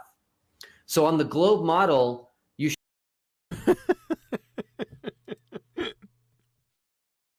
Dude, my damn pen is going to run out of ink. should have two different 24-hour suns at different times of year. And then here's the key, going in opposite directions. Is he sniffing glue? What's going in opposite directions? The sun. QE, you don't know that you're on mute while there's a silence when you think you're giving commentary. You're on mute. Yeah, I know. Thank you. It was the last two comments. I looked down and I seen it. Why? Because I was eating cantaloupe. Because I find it coarse and vulgar during gestation to conversate. So I'm still okay, but thank you for the correction. So on the globe model. Now, what was the actual topic? Oh, on the globe. Oh, boy. Globe model again. All right. On the globe model, well, you got two. Do you guys Chinook suns? Model in the north, the 24-hour sun goes left to right. And if there is a 20. Huh? What's he on about now, Ad? He's totally lost me. That left and right aren't directions. Left, right, forwards and backwards, clockwise and counterclockwise. Those are subjective directions. What the hell? That was my question. What was he on about there? Well, I don't know. Oh, yeah. Let's see. Let's see what. You want me to play? I don't want to presuppose full retard mode. So okay, hit a J. Do a J. Let's give it 20 seconds. Yeah. Okay. We can get this crap out. Okay. This is the key, going in opposite directions. So on the globe model in the north, the 24-hour sun goes left to right. And if there is a 24-hour sun in the south, it goes right to left.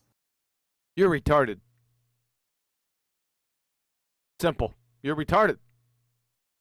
You don't know what directions are. He thinks left and right to left is objective directions. And he's all proud of himself here. You would fail like intro to first grade. Well, duh. What? Who's messing with my mic and my mic? I'll tell you what, I'll come in there and Evening, Arthur. thank you. That was Flat Earther too. I haven't talked to him in a while. What are that old cat's doing, man? We ain't gonna find that because he's on mute. All right, wrong. Here we go. Get your bum over there. And then again, if the flat Earth model is accurate, there Flat Earth model again. My God, son. will be no 24-hour sun at all in Antarctica. Yeah, because obviously the sun always rises in the east. So Then how can it be left and right? Now that's an objective direction. But he said left and right, and then right and left. But you said east. Aren't you catching on? McFly! Well, he has, hasn't he? He's just gone, what are you on about? It rises in the east and sets in the west. What are you on about, left and right, pal? Let's see if he actually holds him here.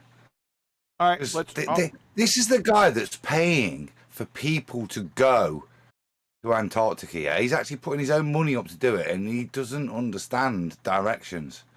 He thinks it goes left, it goes left to right in one hemisphere and right to left in another hemisphere, depending on the time of the year. That's what came out his mouth, isn't it? Yeah. So let's seriously, dude. Let's see. I'm going to try and sell him London Bridge next week. Let's see if he catches on to it, though. You said, because he mentioned it, is he going to follow up? Let's pull a fiver. Let's catch that again. If the flat Earth model is accurate, there will be no 24-hour sun at all in Antarctica. yeah, because obviously the sun always rises in the east. So that would be left to right up top, right to left. Huh? At the bottom. It's the same thing. He just confirmed it. Will's stupidity. Yeah, you're right, dude. Yeah, it'll be right to left in the south. What the living? Sorry, I just want to step in for just one sec. So this is the point in the discussion where the affirming the consequent fallacy has been Jedi mind tricked into these two, Campbell and Ancient Historia, because now they're accepting that north, with whatever direction they're confusing, versus south, is what will take place when you take that journey. That is to say, when you're describing the affirming the consequent. Well, the P statement is a begging the question fallacy of antipodal positioning. This is actually where we rounded out on flat Earth debate, but now I've had dinner and got a bit more relaxed. I might hang around to see what else they've got to say, because this is, like I say, where we stopped at this level of stupidity when they were describing these not actual directions. Anyway. Okay. All right, cool. Thanks, Nathan. Here we go. Theory behind why the stars rotate. Oh, I gotta pull a fiver. Did you say theory? Right to left at the bottom. It's the same theory behind why the stars rotate. It's the same theory as. Did he say? Sorry, guys. Why the stars rotate? Huh? To left at the bottom. It's the same theory behind why the stars rotate. If you look, I think north is anti. You're shaking your head, and he's. Oh my! Do we have a bunch of? These people are retarded, man. No, let me just break it down though. What's actually happening is he is suggesting the Jedi mind trick and calling it a theory. Saying when I assume antipodal positioning, that's the theory. He means that's how the globe begs the question of antipodal positioning. He's just calling that a theory. Yeah, but he's confused with the directions. Let's see. Clockwise, whereas if you go. There you go. Pull a fiver. Here we go. If you look, I think north is anti-clockwise, whereas if you go to where you are, you see the stars rotate clockwise. There we go.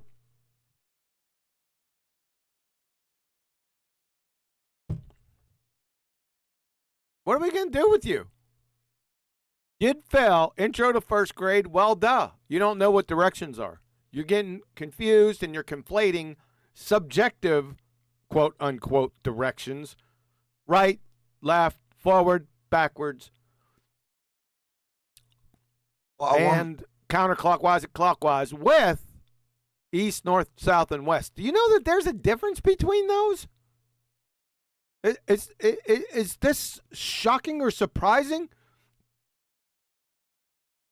If it is, you need to report to the WHO and AMI institution immediately. Go on, Adam. I was going to add something as well. Go ahead, Adam. Well, you first, Nate, because it's a separate point. So you first. Well, this Will Duffy guy's won.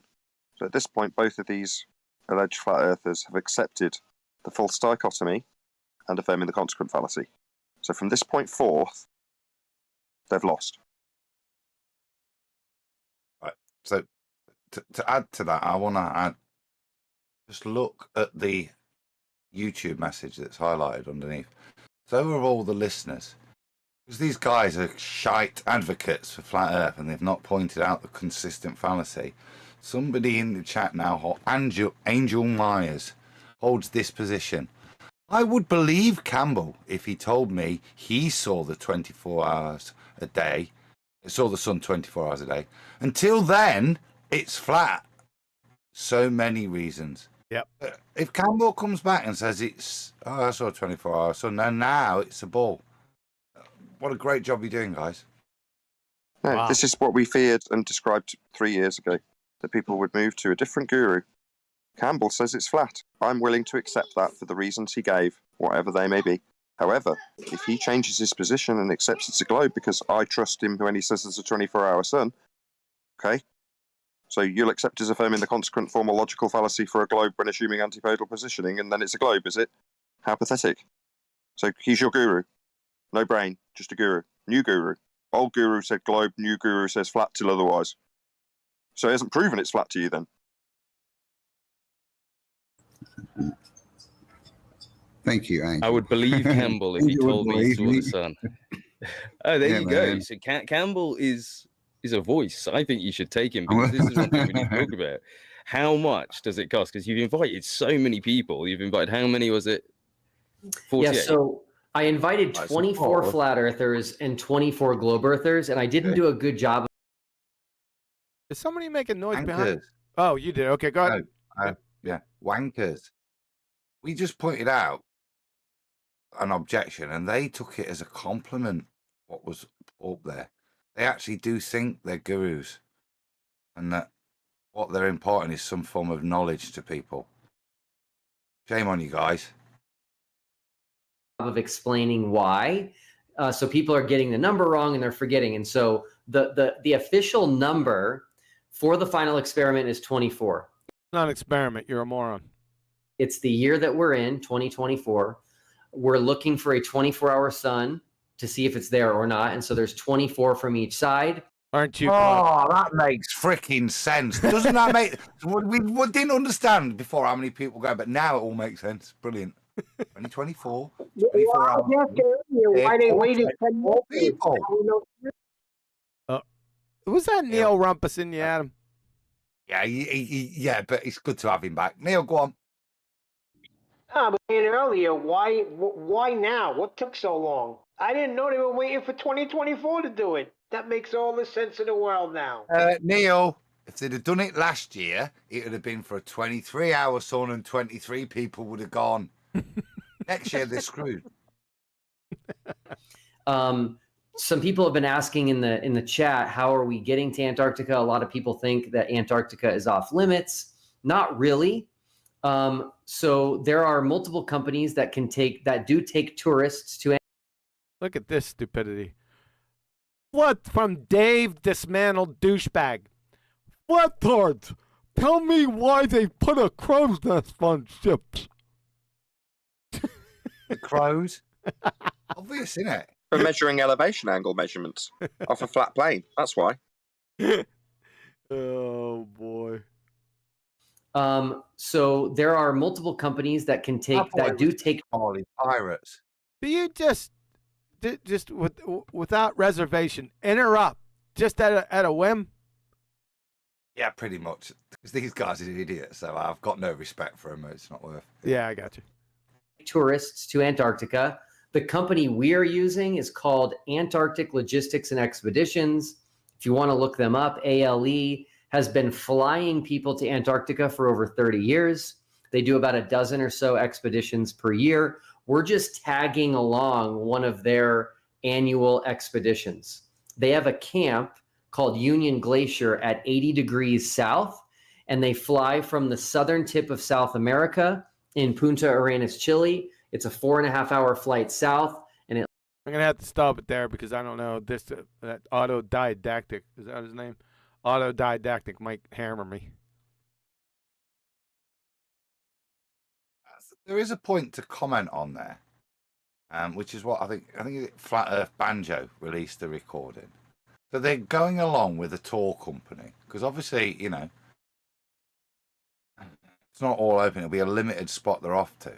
Sure. But this guy rang the tour company because he was after a 24-hour sun, and the tour company says, "Yeah, we can get you one of those in the north. Yeah, can have one in the south. We don't offer that package there."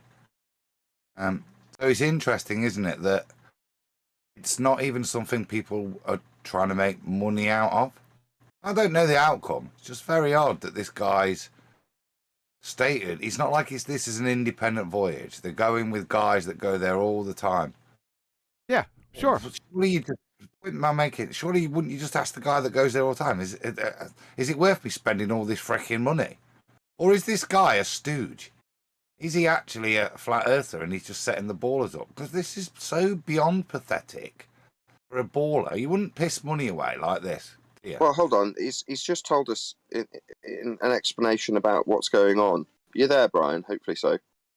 That he's dealing with a, did he say logistics company?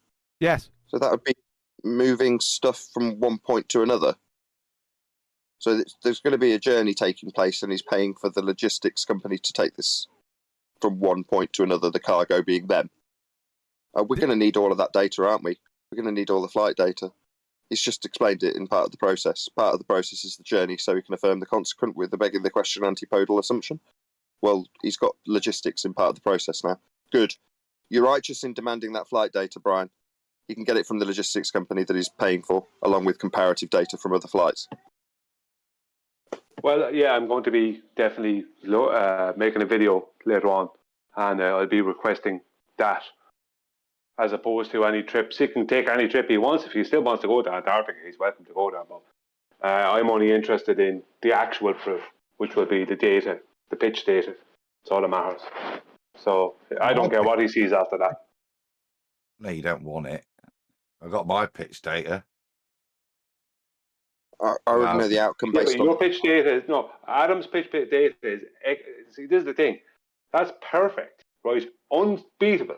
But the problem is, it's not official, as in it hasn't come from an official source. That's the only problem with Adam's.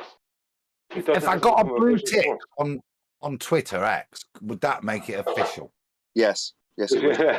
Right, we already know the outcome, right? We know what they're doing.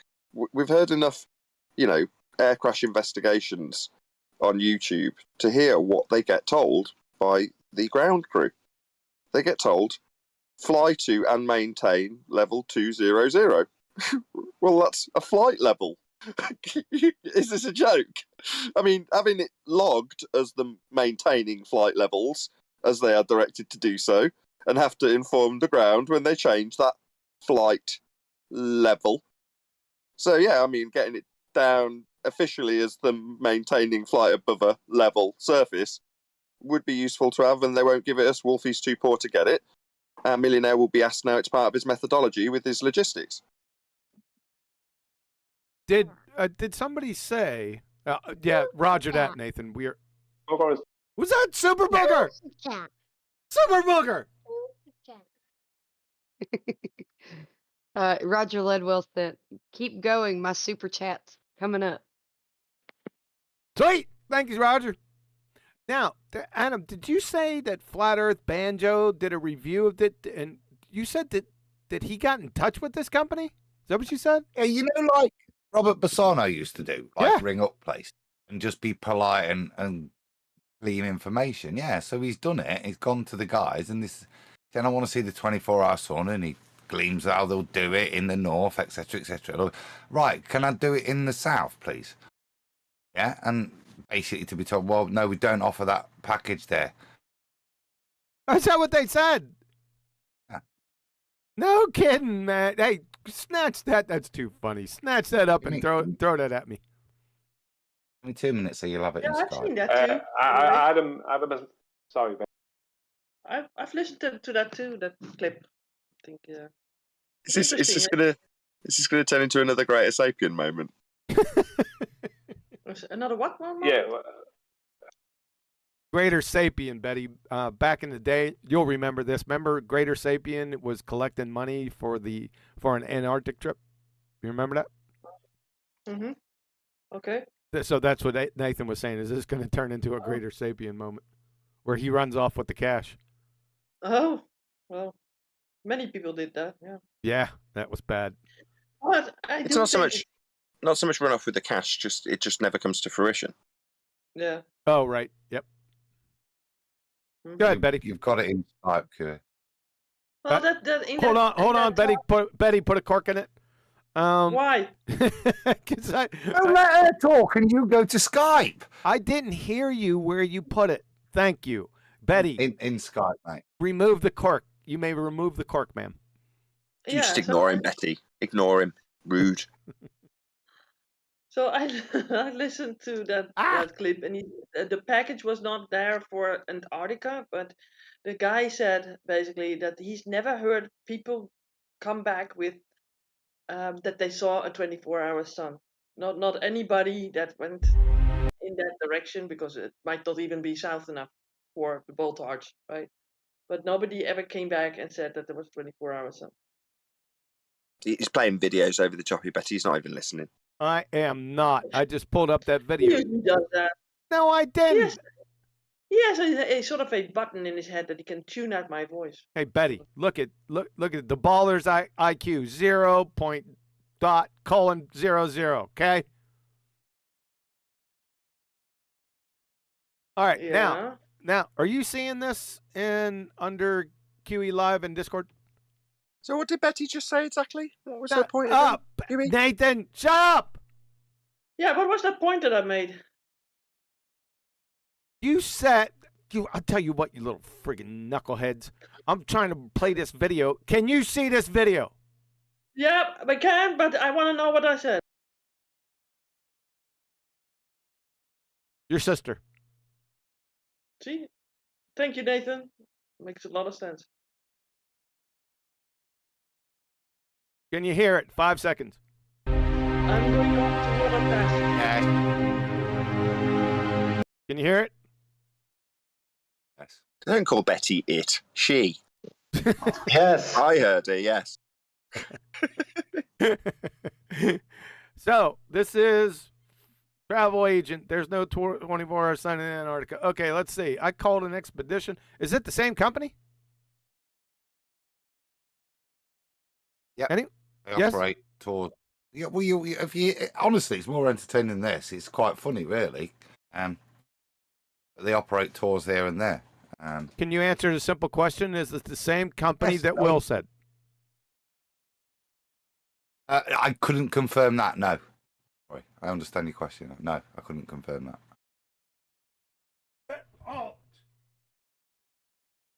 Then what's the point? Okay, I guess there is a point. It would have been a better point if it was the same company, but we'll go for it for a couple minutes here.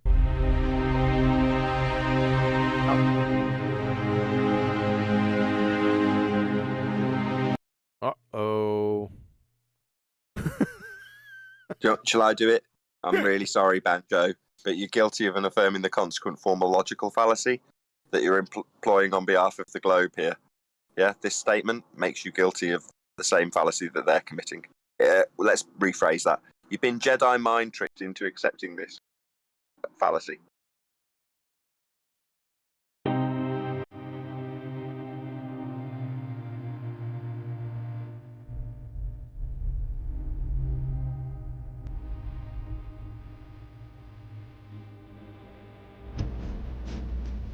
Your call will be recorded for quality and training purposes. If you are a travel agent, press 2. Otherwise, please stay on the line. For new reservations, press 1. For current holds, quotes not paid, press 2. For confirmed guests, press 3. You are the next caller in the queue. Quality Traditions, Citizen speaking. How can I help you? Yes, sir. I'm looking at taking a trip out to the Arctic. Is this the right number to call for the Arctic? Yeah, sure. Perfect. That's great stuff. With the Arctic, are you looking to go to Greenland, Spitsbergen? Is there any specific itinerary that you're interested in? Well, yeah, here's what I'm interested in, and I'm sure you could probably help me. I'm really not sure about the location, and the reason why is I want the best location and the best time of the year to where I can view the 24-hour sun. Can you help me out as far as where at and what time of the year? Yeah, sure. So basically this would normally be opting for around June, July. Okay. And basically Uh-oh. with the sun, there is an itinerary that we have which is called Spitsbergen photography under the midnight sun. Okay. So that is one of the itineraries that would be basically with the best views as well as the time frame. So within June, July would be the summertime period in the Arctic, which would be the best ideal time to actually go. And this particular itinerary itself is basically for Under the Midnight Sun, which is a very famous expedition that a lot of our clients do actually opt for as well. Okay, now is that, just to be clear, that's where you can visibly see the sun for 24 hours, or is it just sunlight? So it's basically just, it's Under the Midnight Sun would be in particular for the 24 hours. So but you can see the sun for 24 hours, correct? And under the Midnight Sun. Yeah, I think you cut out for a second. My question is, like, I can see the... So this is, I don't know how this has become a point of contention. So there's a suggestion that in the Antarctic summer that there might be 24-hour twilight. That is to say, you can see light for a 24 hours. It's light all the time, all day and all night. But he's clarifying this because of that current ambiguity. Yep. Like it makes any difference. It's like, no, the claim is sun above the horizon. But, you know, clarifying it with the travel agent, I can understand why, because the way the vibe of this particular claim is going and how people are seeking out ambiguities that aren't necessarily valid. But that's why he's doing this. I just wanted to clarify that. No, that's good. Thank you. Yep. The light from the sun for 24 hours, or the actual sun is visible for 24 hours, just to make sure. So I think it would be for the 24 hours to see the sun in particular, but I can definitely find more information out with regards to that. But yeah, that obviously alters based on what it is. But I know for this particular expedition, it is set for Under the Midnight Sun in particular. But I can definitely find out some more information on exactly on what it is about. I do know the itinerary, what it is and where it goes. It's just that obviously with Under the Midnight Sun, I'm not 100% sure if it would be a full 24 hours that you'd actually see the sun.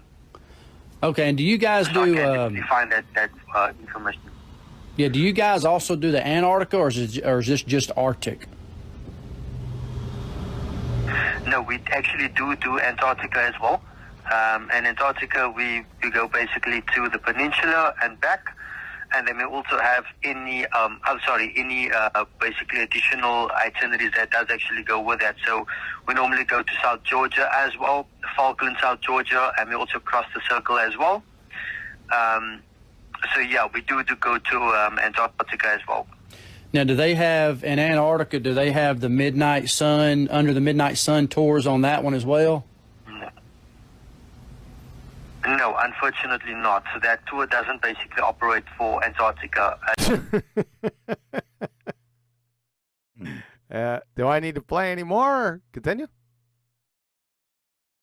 I don't think so. I think that's the main crux of the video, would it not be? If he's saying that the travel agent is all willing to give him several packages to choose from with an itinerary of various places and a nice packaged up 24-hour sun for him to view above the horizon in the north.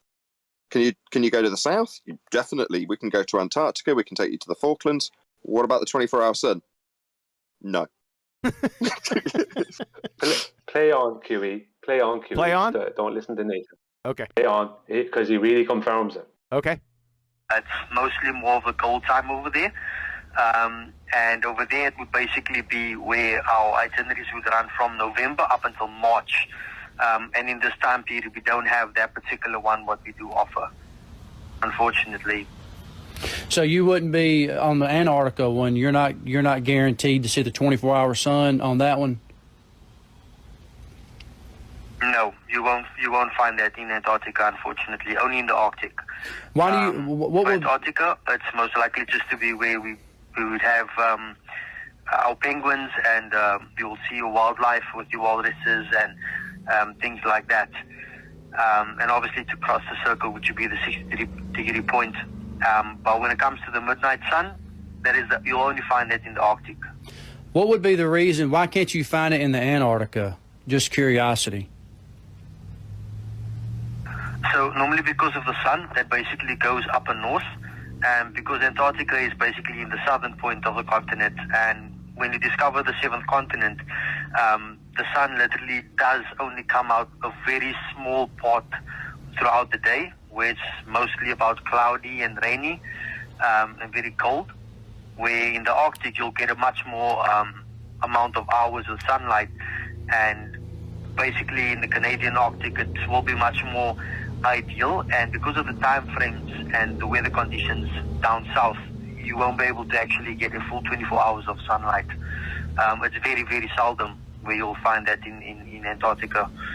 Antarctica is more of basically the seventh continent, so that you can say that it's the last continent on the Earth, where in the Arctic there's more of an itinerary thing to go through, and it's... What he's describing is packages, yeah? And if there was a 24-hour sun package, they'd be selling it, wouldn't they? Yeah? That's the only point to take from this. It doesn't prove anything, but I find it that these guys will take the opportunity to go and show you some walruses or whatever in the Falkland Islands, and they'll do this, all these things. At the same time, they're not replicating the thing they should be able to replicate, that they provide 6 months earlier or later in the north. It seems a missed business opportunity to me. The only thing I could say, I don't want to hold it as a proof, but it's very odd, isn't it? Well, I would agree with you. It's odd because they don't have a package to sell. So that's what we can take as read from this. They have no Antarctic 24-hour sun package to sell. So therefore the the travel agent can't sell one. But that's all that means. Now, he also said that seldom happens in the Antarctic. So it's like, okay, well, does that little bit of ambiguity mean anything? Well, no, it also doesn't mean anything. It just means there isn't a package available to sell him. Hey, Nathan, just as a point of order, guess what we got here? A response for Betty? No. An ice wall. Forget the ice wall. Is that what you're asking me? Sorry, is that what you meant, QB? Yeah, looks like, look at this. It goes around here. I just wanted to say. Oh, it's easily 400 yards long. That's massive, isn't it? Just Hey, as far as the eye can see. Hey, I just wanted to say. Oh, bro. 24 hours or 12 hours or 18 hours of daylight has nothing to do with 18, 24, or even whatever, a whole day of a sun literally being seen above your head or at the point of a horizon region. What the friggin' I never heard of the sun thing. I've heard even there was a movie. That doesn't need you to motivate to speak more. Fictitious, totally fictitious, but it was based on the reason why somebody this thing shut happened. him up. I don't know where it was. I think it's Alaska, somewhere where it stays dark. Can he hear me? For a certain amount of time. That Can you hear sounds QE? Can you hear QE mumbling through you, D? I don't give. Don't let him stop you, D. You keep going, bro. Keep going. Allow on. Pickle turds. I don't give two pickle turds about what QE's saying. I know he's. Oh boy. Oh boy. What I'm saying is, to see the sun and to have daylight or twilight has nothing to do. They're not the same. They're just not the same. Thanks. Nathan, hold up, Adam. agent- Wait a second. Oh, The- God. Is this... Hey, help.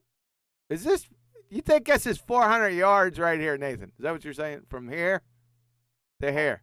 Maybe 500 yards. Go ahead, Adam. What are you saying? It's less. 300 yards. Could be. Hard to tell. It's just a picture, isn't it? Just don't ask me to convert it to kilometers. That's all I ask. We know that. About 5,000 kilometers. Is that all you had, Adam? No. The only thing I'd say is if I was a travel agent, right, and there's a 24-hour sun to sell in the north, I'd sell it. It's notable that he's not selling a 24-hour sun in the south. He's not selling penguins in the north. That's profound. Something's got to be there if you're going to sell it. Yeah? Otherwise, you get disappointed customers. Correct. All right, let's continue. Do I need to go more, Brian? Who can sue you It sounds like Brian. for false advertising? What are you Irish now? I'm from the Bronx. All right, let's continue. It's more ideal for warmer weather conditions opposed to Antarctica. Okay. Yeah, I was just thinking like as the Earth, being a globe and it's got equal tilt, all year around, I would think that both Arctic and Antarctic would have the 24-hour sun, but you're saying that's not the case. So the Arctic's is the only one to see the 24-hour sun. Yes, I'm 100% sure about that. When it comes to even our expeditions that we do offer, if I look at Antarctica, it's basically we have, like I mentioned, to the peninsula and back. Then we have to South Georgia, and then you go to the peninsula and back. And then there's another one where we have the epic Antarctica, where we'll basically go to South Georgia, Falklands, and we'll go to cross the circle, and then you'll go to the peninsula and back, which is our longest itinerary, which is 23 days. And even that doesn't have a special one where we will have the opportunity under the midnight sun. We'll actually have that full view of the sun throughout the whole day. There's only partial amounts of times where you... So, whether Pastor and his 23 other acolytes are going with this particular company or not, it would seem that this company cannot and does not represent. Imagine when the pastor comes back and we've got a 24-hour sun, the management meeting that's going to go off for this cruise company and the opportunities they've missed because they didn't realise that, like in the north where there's a 24-hour sun and they're making money from it, in the south there's been one all along and they've not realised, even though they show people penguins at that time of year. This needs to be turned into a Little Britain sketch. So there's a Little Britain sketch, which you guys in the States will not be familiar with. It's very much local to us. But in this Little Britain sketch, one of the characters is a travel agent. She's sat behind the computer waiting for a customer to come in. The customer comes in and sits down and says something like, I'd like to go on a cruise around Spain, maybe for around a week, for around £500. And she goes, tap, tap, tap, tap, tap, tap, tap, tap, tap on the computer. Looks at him. Tap, tap, tap, tap, tap on the computer. Looks back at him. Coughs on him. And then says, computer says no. So what I'm going to do is I'm going to take that skit and edit it with this.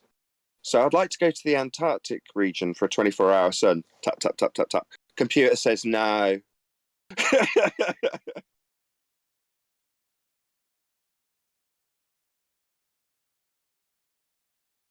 Clearly no Little Britain fans in. Never mind.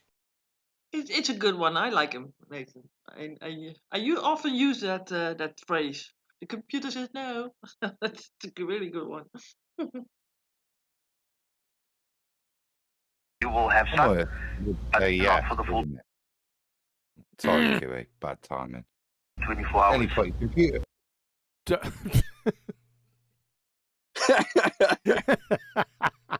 Go ahead, Adam. I just press play, honestly. Do it again. Do it again. Ever, right? Ever in Antarctica? Honestly. Go on. It's never like that? No. Okay. Never like that. For all the 30 years that we've been traveling, we haven't had any particular person actually come back and state that that is the case, where they found that for the full 24 hours there's basically been that particular time frame that the sun has been out. Okay. I know that it does,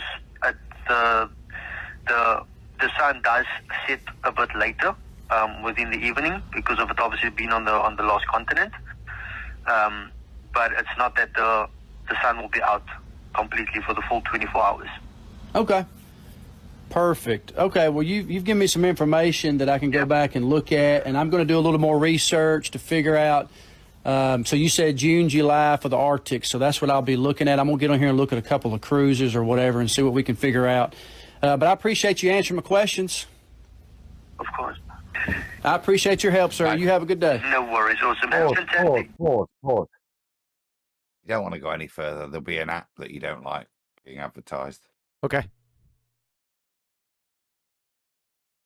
All right. There it is.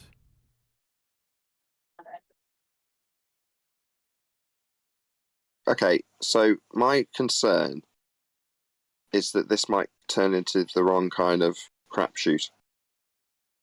What I mean by that is, early on in this live stream, before I joined and was listening, you pointed out that the affirming the consequent fallacy applies to both sides. Yeah? Yes. Well, let's say they go down, they don't see the 24-hour sun, and then numpty flat earthers start jumping for joy and holding this in the air like it's a proof of flat earth, when it's the exact same fallacy. That is my new concern. Exactly. The reason I raised this wasn't to join sides and go, oh, look, see, there is no sun. My point is, this guy's saying he's going to spend a shed load of money. Yeah? Money, as a pastor, he could be spending on the poor, couldn't he?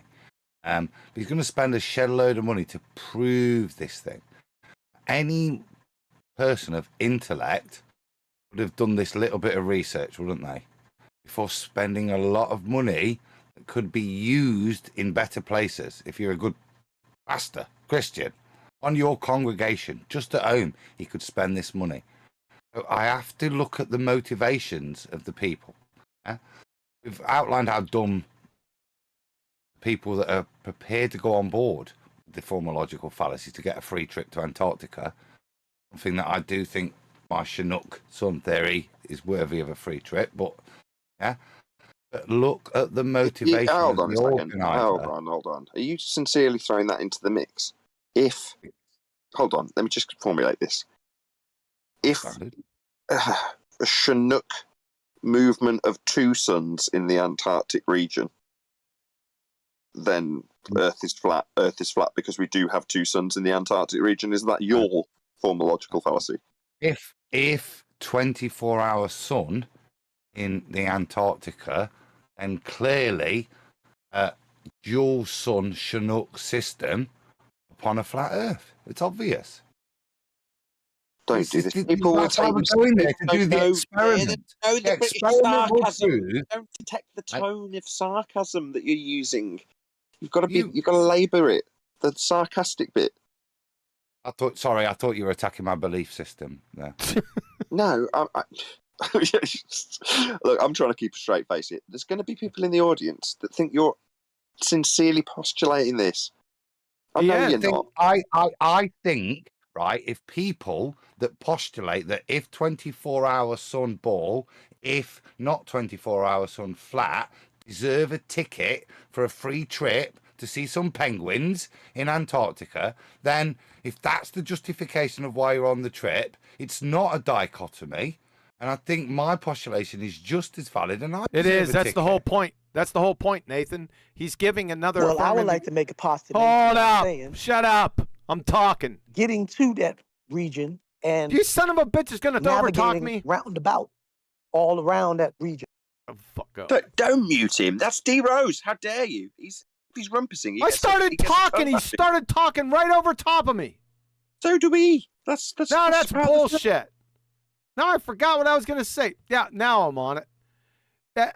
Adam is confirming the affirming consequent point, because you can do thousands, literally ad infinitum, affirming the consequent formological fallacies that are just as valid as this idiot's argument or a flat earther's argument. He's actualizing it. You follow?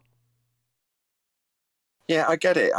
What you're suggesting is, instead of giving a false dichotomy with two models that you can affirm the consequent with, you can say there's infinite potentially justifiable affirming the consequence that you can formulate in this. Yes.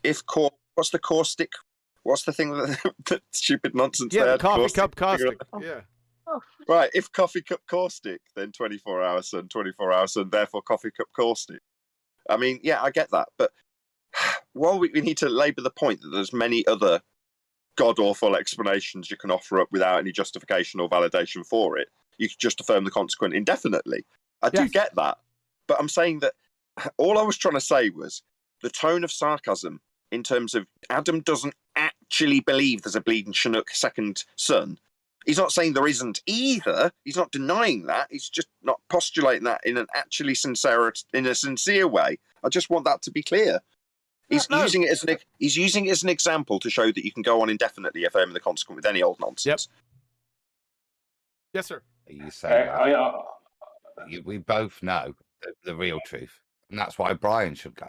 If we go to Antarctica, I knew he was going to do this, the little sod. So I've just made the point really clear for the audience. So Adam intentionally, for the fun of it, undermines it deliberately. No, I agreed with you, which is why I switched the bait to Brian and said this is why we support Brian, because fundamentally I do agree with Brian. If we go to Antarctica and see a 24-hour sun, then we know that Antarctica is an island with its own sun.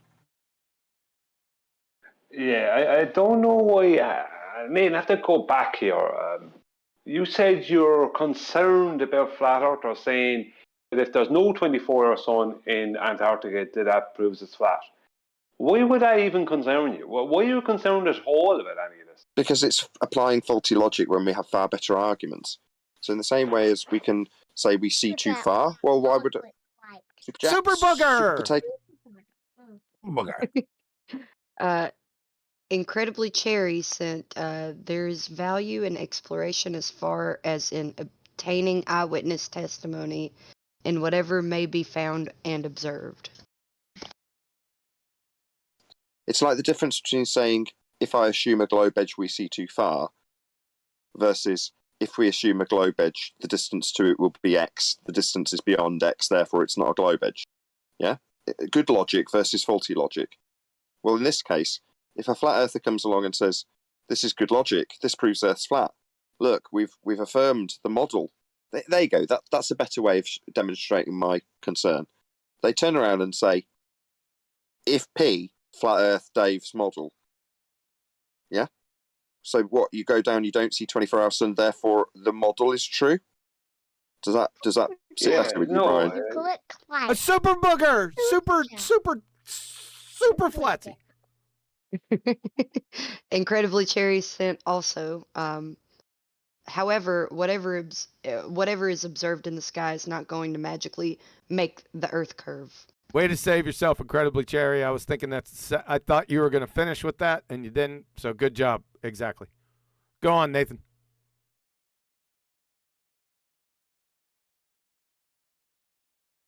I think you mean Brian.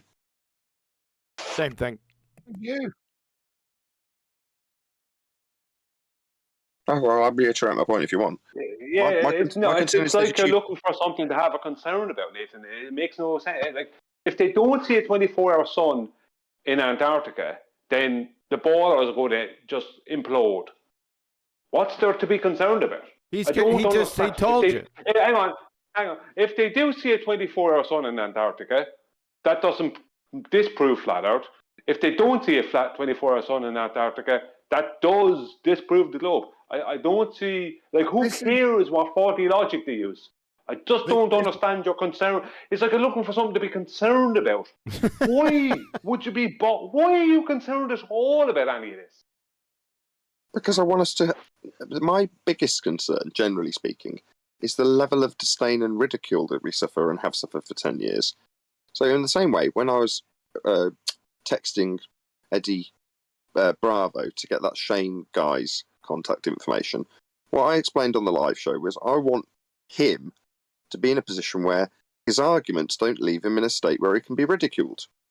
Well, if flat earthers start saying, we went down and did the final experiment, and the experiment proved empirically that we are living on Dave Weiss's model. We've already seen it happen once. So what if we see 15 degrees an hour drift, then Earth is a rotating sphere, but we won't be seeing that drift, so don't worry about it, we'll be proving Earth stationary. Oh no, we do see drift in the gyro compass. Therefore ether! Yeah, Brian? Well, they're just going to use the same shitty logic. So, you're saying people are concerned about it? Well, history repeats itself. Nah, this is different. That was Bob talking about a faulty gyro, or whatever nonsense, right? This is different. This is not observing something that has to be there if it's a globe. I don't care what the outcome is, because the main outcome is ballers are imploding. There's nothing to be concerned about. If you got involved in the dichotomy, as we've shown, to a flat earther, whether it's there or not, it really doesn't help us in our understanding. It might, but for a baller, actually, it is ball destroying. The only thing I would say, it'd be very difficult for them to explain it not being there, right? But it's of no use to us to understand anything better other than maybe it just does stay close to Polaris and have a limit. You know, I don't see what I say unless you get on board with the fallacy side of it. It really is an actual bad thing for any baller to engage in. Because it's almost a lose-lose situation. If they got a 24-hour sun, we don't care. It doesn't change us and the direction of flat Earth. But if they don't, it kind of really does screw them, doesn't it? Which is why I asked the question as to this motivation. Is he as dumb as he looks? Because he either is this dumb and he's a baller, or he's playing them into a game for a giggle. Because if he is that dumb, he shouldn't be spending money on this thing, should he? Well, I brought up that some weeks ago that he was possibly a flat earther who was actually bringing him there to absolutely disprove the globe or something. And I think Nathan shouted at me. But I don't see, I don't see the point of going there for him unless he's absolutely sure he's going to see a 24-hour sun. If he's a baller, which he is. But if he's a flat earther, he might know that he's definitely not going to see it. That's what I mean. And if you were want to be certain before you spend probably hundreds of thousands of dollars doing this, would you just ring the travel agent and just check what's on the itinerary? Like the preview. Well, you take a trip first, wouldn't you? You take a trip first. Why not go on a trip? Why not take the trip first and then know? And then when you prove or disprove, like either way, if he disproves the Earth is a globe, right, with no 24-hour sun, that will only help him financially and from a public point of view. He'll only become popular. If you know what I mean. Like he can't lose, but only the ballers can lose in all this. Sorry, Adam.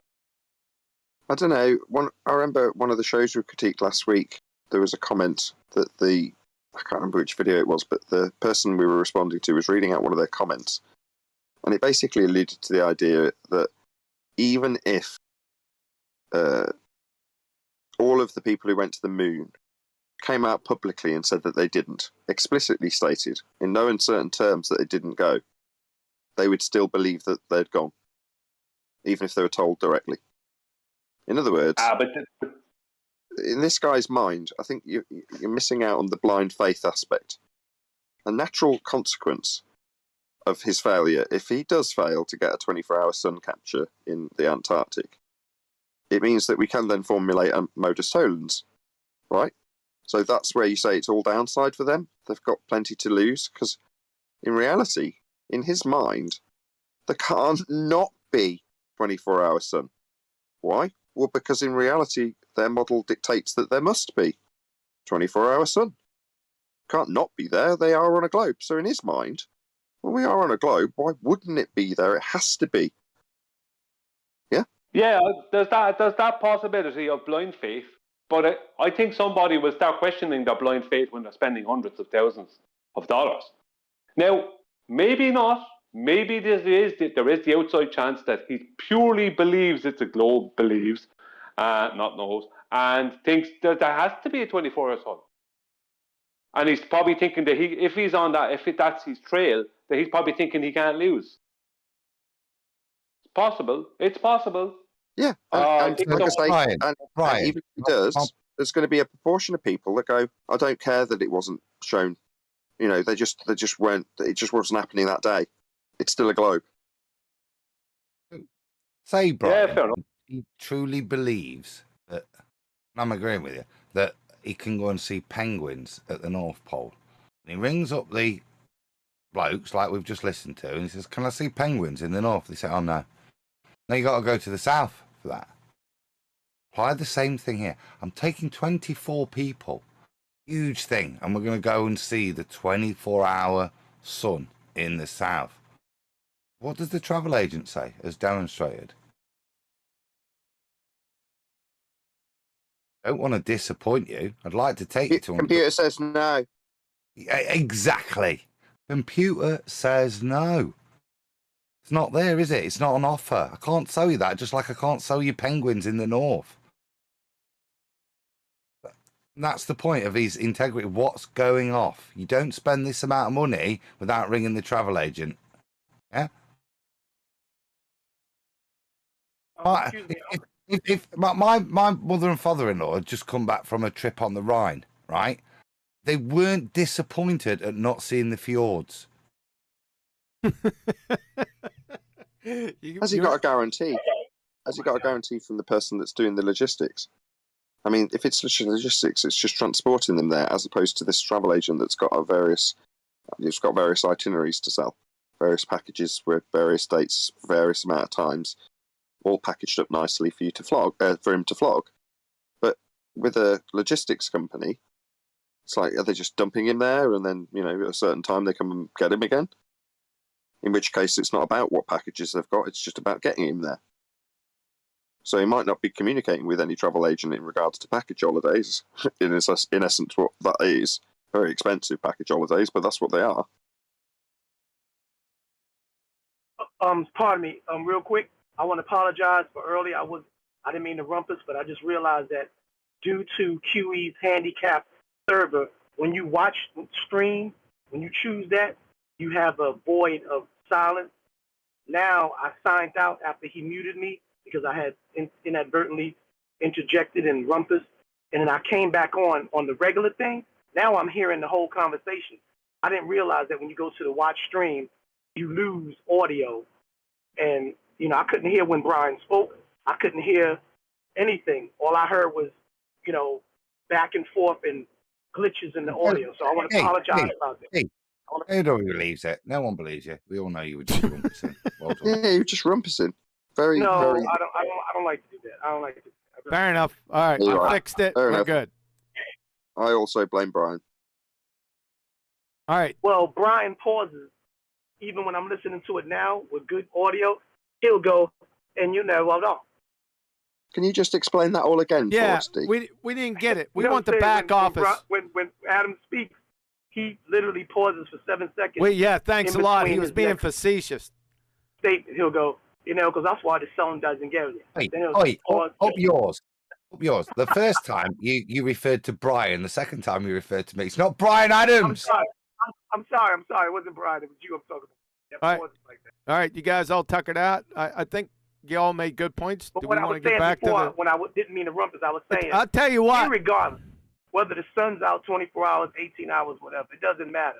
I would like to know upon journeying in the navigable journey there and round about that entire area for how many days the guy said it takes, how are they navigating? What are they using? Sea level, right? And aren't they using the yes. sun? So, I mean, like Brian said, at the end of the day, it proves that, if anything, it comes on our side at the end of the day. Because at the bottom line, you can't navigate on a curve when you're using elevation angles for any type of celestial sun or stars navigation, period. Can you hear me? Hold on a second. Hold on a second. Hold on a second. 1 second. D-Rose. No, sir. I was still working with Can you hear me? D-Rose, can you hear me?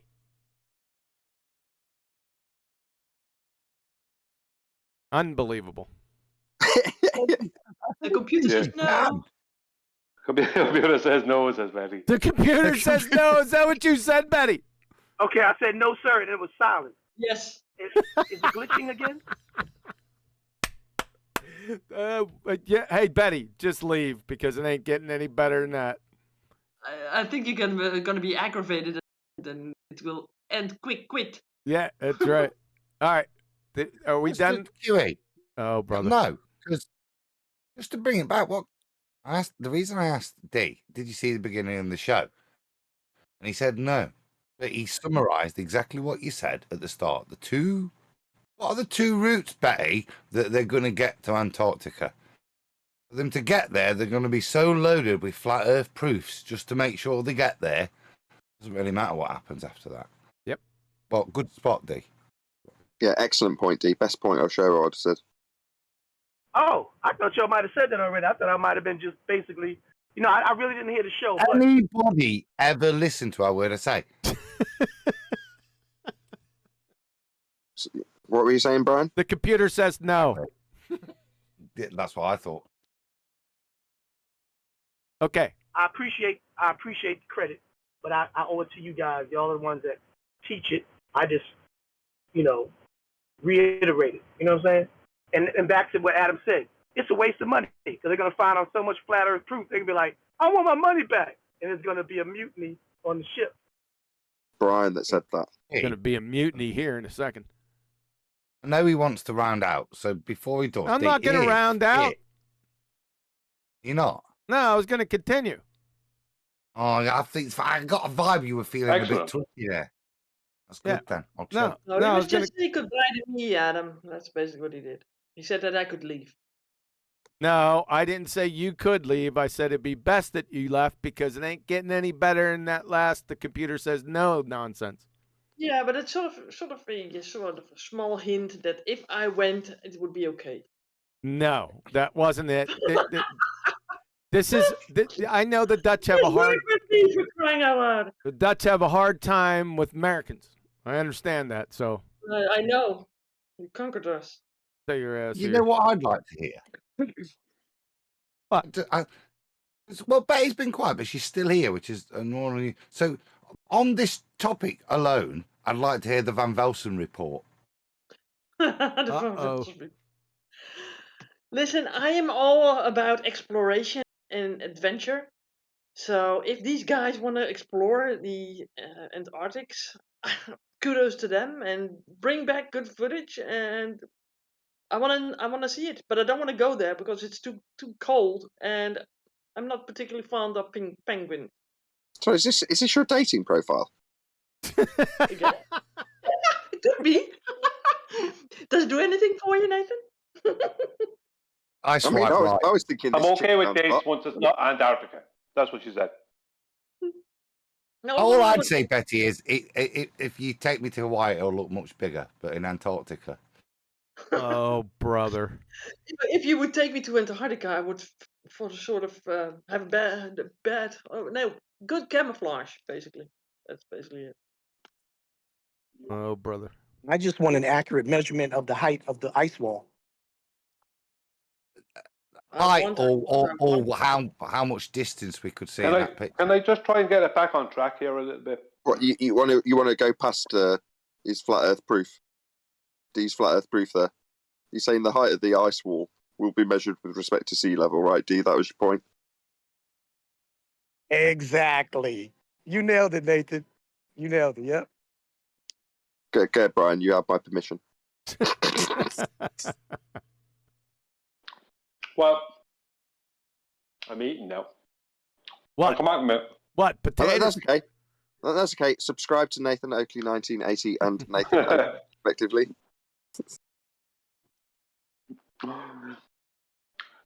If I was Will Duffy and I had gone, let's say, last winter, northern winter, to Antarctica, and I didn't see it. What? Stop, Brian. Brian, you sound nothing against your Irish strong accent, but you already sound like you have something in your mouth when you don't have something in your mouth. Now that you talk, I do have something in my mouth. When I was going to speak without something in my mouth, Nathan stopped me. Now, if It's I really was my Will fault. Duffy, It's really my Yeah, fault. He's it not is. for the food while he's talking. It's basically my fault. He's got a bunch of peanut Forget butter about in his mouth. Just press play, just press play, Kiwi. Just press. Keep It going, lands D. right at He's 80 getting degrees proper- south, and that's where we're going to set up shop and see what the sun does. But anyway, it is expensive. Our trip, and by the way, anybody can join. So anybody's free to join. You just have to pay your own way. I'm only covering the expenses for a flat earther and a globe earther. But a lot of people are crowdfunding, and actually people are paying for themselves out of their own, pockets. The cost is 31. Oh, that's Well, important. he is only paying for 3 tickets then, not 24 and 24 and 24. What's going off? Well, we're going to get the price here in a second, Adam. Hold on. Put a cork in it. People are paying I for remember themselves. back in 2016, 17, I think it was $100,000 to be taken to the firmament. I hope this is cheaper. Let's see. But a lot of people are crowdfunding, and actually people are paying for themselves out of their own, pockets. The cost is $31,500 to go. Hey. Bargain. What? It's a bargain, isn't it? Just for a couple of penguins? you can join as a Nathan Oakley 1980 channel member for only $2. You could have 30. What Can is we it? get to see the 31 actual Nathan? Computer says no. His channel says no. Jeez, man. That's more expensive than go. We should start a GoFundMe, shouldn't we? And give Sengo. Right? No, give Sengo. Let's prove the dual Chinook sun theory correct, right? Oh, I thought you were going to say on that boat. Let's send right? Brian down there. No, that's the Antarctica is its own island with its own separately orbiting sun theory, and that I think that's just. I think it's fundamentally sound. There's no potato everybody trees else. down there. Maybe you should take some and start a farm. Maybe that's another give and go. A penguin You farm. can't go down there. There is no down there to go to. You can Up go there? out to Antarctica. Sorry, Betty. Very good. Very good. Thank you, Brian. Thank you. I love how you denotated that. Yeah, it's a good point. He's right. We're being Jedi mind tricked by saying down. There is no down. We go out towards the horizon with respect to directions that are only referencing a plane. So he's right. Absolutely right. Wrong. Actually, once you get past the ice wall, you do go down. There's a separate plane that's lower, so it is down. Oh boy! Why are you claiming things past the point where you've never been? They could be down past there. Trip. And by the way, You been there, Adam? You know? No, that's what I'm saying. Don't make claims that there isn't down there. Go ahead, Betty. I think that we can go up there, right? I heard that rumor too. Up the ice wall. Does. But anyway. Welcome to Flat Earth. It is expensive. Our trip, and by the way, anybody can join. So anybody's free to join. You just have to pay your own way. I'm only covering the expenses for a flat earther and a globe earther. But a lot of people are crowdfunding, and actually people are paying for themselves out of their own, pockets. The cost is $31,500 to go. I don't think that's a lot. I generally don't. No, I don't think that's too much for the QE Ballbusters community. Help me and the Church of the Chinook Sons go there and prove this to people. Come on, let's get this going, guys. Did he say 31,500? Yes, it's pittance, isn't it? Per person. We'll throw a few quid in. What a robbery! When you said bargain earlier, I was like, bargain. I knew you were being joking, but that is some daylight robbery. For what? All right, Brian, I'll do you 2 tickets for 50 grand. Okay. Yeah, QE will pay for them. And seriously, you're bending my arm here. I can't go any lower. And then you get to see penguins and an ice wall. That's more expensive than going to America. And it's just there. I'm already halfway there. Yeah, that's how they gatekeep it, right? By just keeping the pause away, because the rich are allowed to know the truth. The rich are actually allowed to ride the unicorns. That's how far. Hey, if there's unicorns, I think everybody's gonna want to go. Yeah, man. It's just a giant playground. When you earn a certain amount of money, you get invited over. Epstein's there, it's all good. Well, I was going to say, that. Go on, Al. I'm just going to leave it there. I like the insinuation. If you go to your magical island, you know what they do on magical islands? And I like the unicorns bit as well. He's not daft, is he? Because, that's the American presidents, isn't it? When they get elected, they take them to Antarctica. I think they do it with the British ones too. Is that right? I have not heard no that. idea. Never heard that either. Oh, you've never heard that? Once they get voted in, they all end up going to Antarctica. And that sounds like some Spartan initiation. Like they let them loose into Antarctica, and if they make it back, then they get to be the prime minister. 3 days later, he comes back with wolf skin around him. Like I have. Shut up. Penguin skin. I'm gonna go past this. That's the test. This is getting too stupid. Now give something foul play. If there was a 24-hour sun, well, that's an interesting question. You'd have to think about it. You do know what this relates to, though, don't you?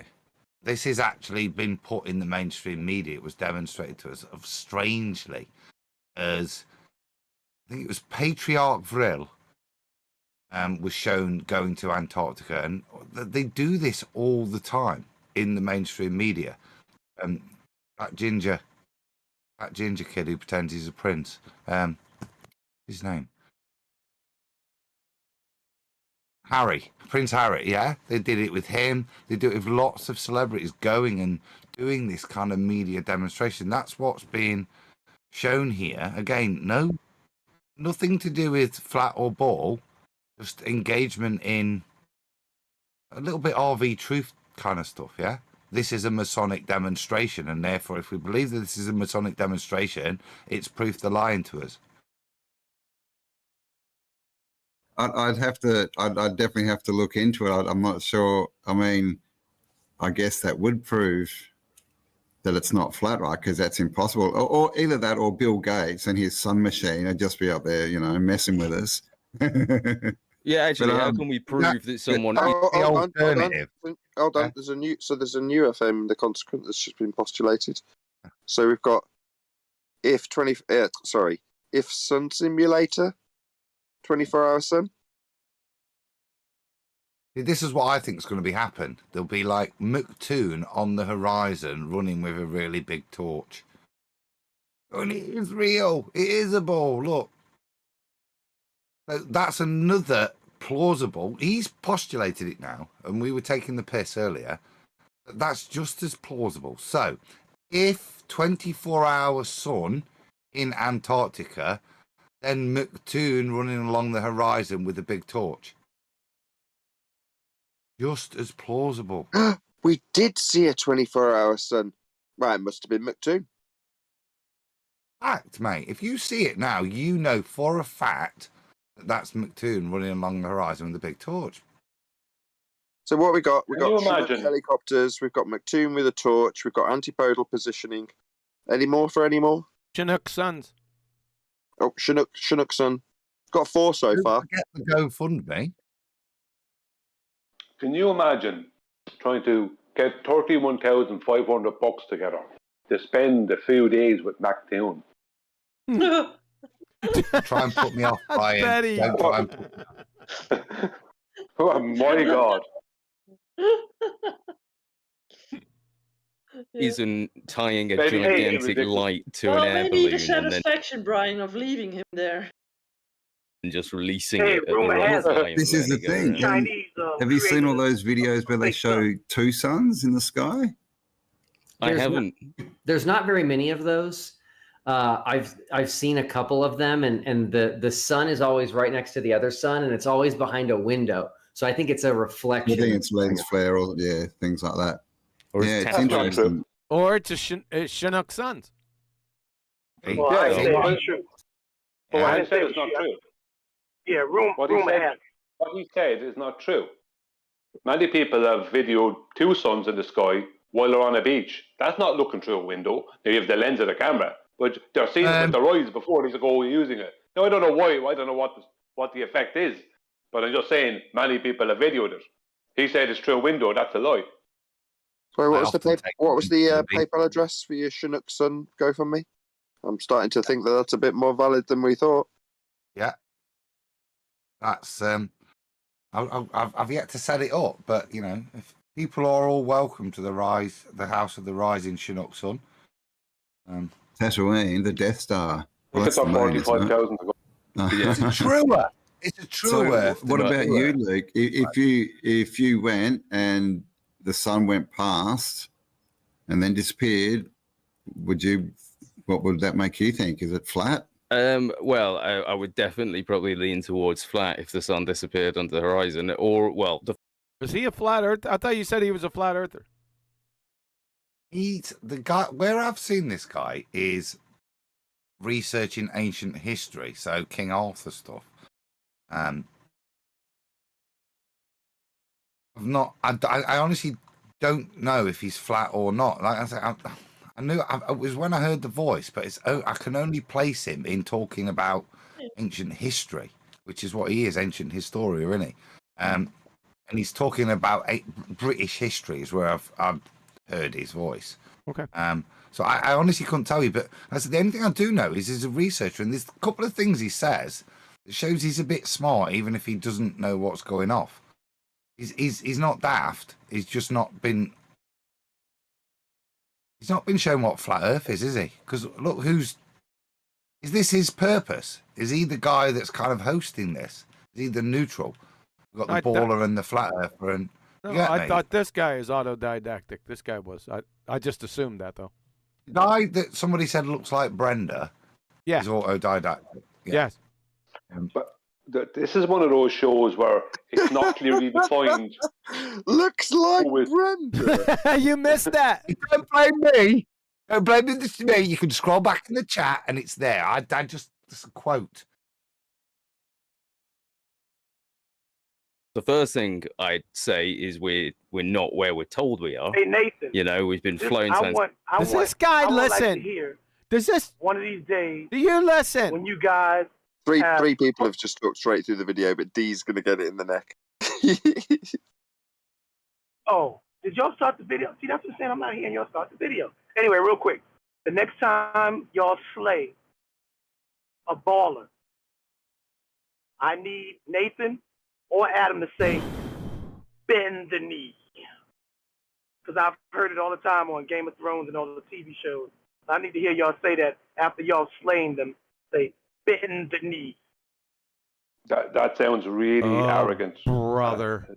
You interrupted. Anyway. Wait. Anyway, can he hear me? D-Rose, can you hear me speaking through this mic?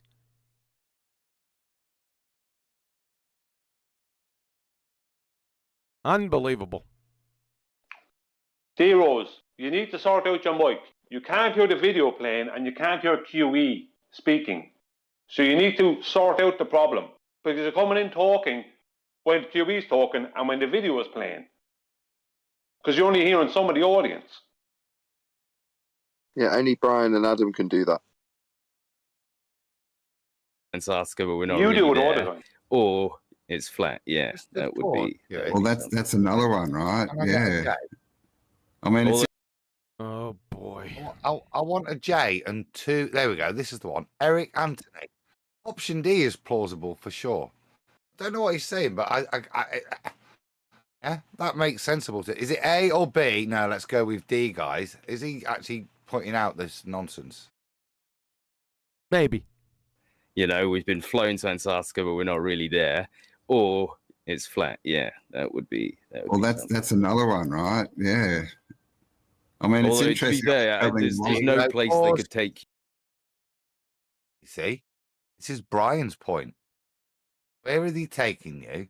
All they're doing you is taking to the magical island of Antarctica that's got its own sun that goes around it all the time.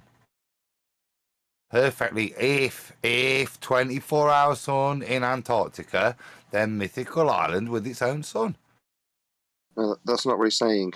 He's saying that if we don't see a 24-hour sun, then we're not in Antarctica because we don't know where they've taken us, and we can't be in Antarctica because we would have seen a 24-hour sun.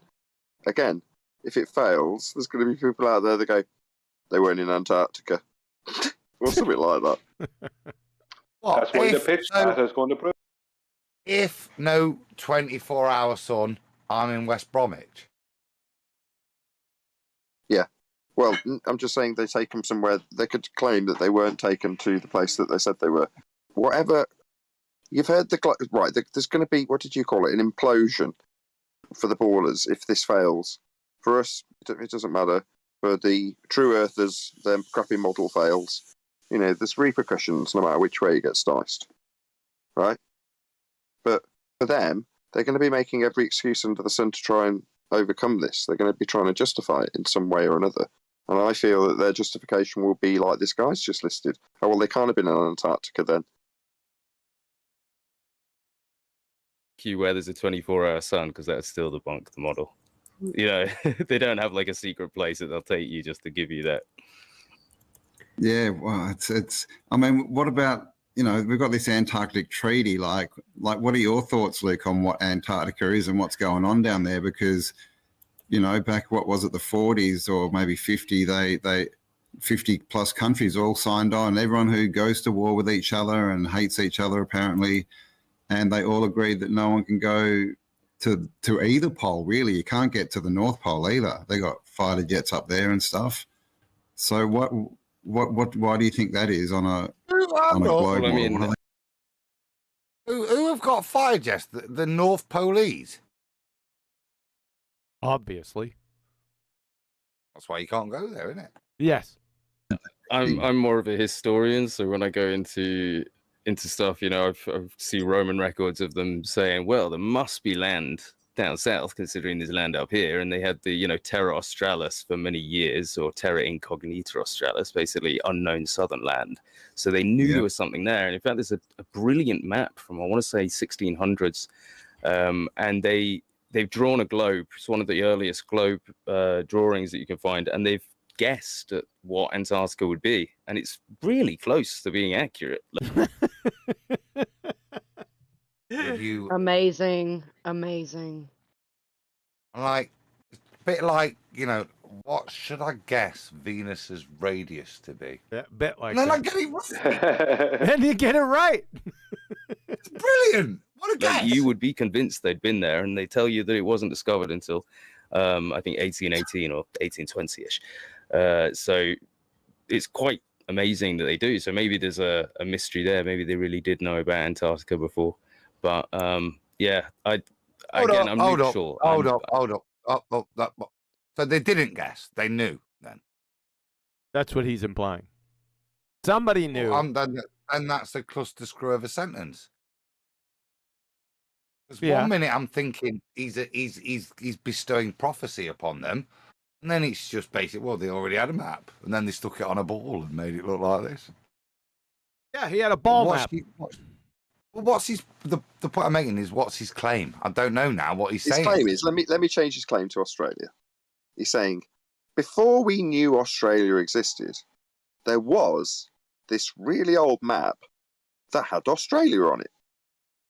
And you know what? When we discovered Australia, after looking at this map that had it on, that they guessed what it could be like, it was just like that after we discovered it.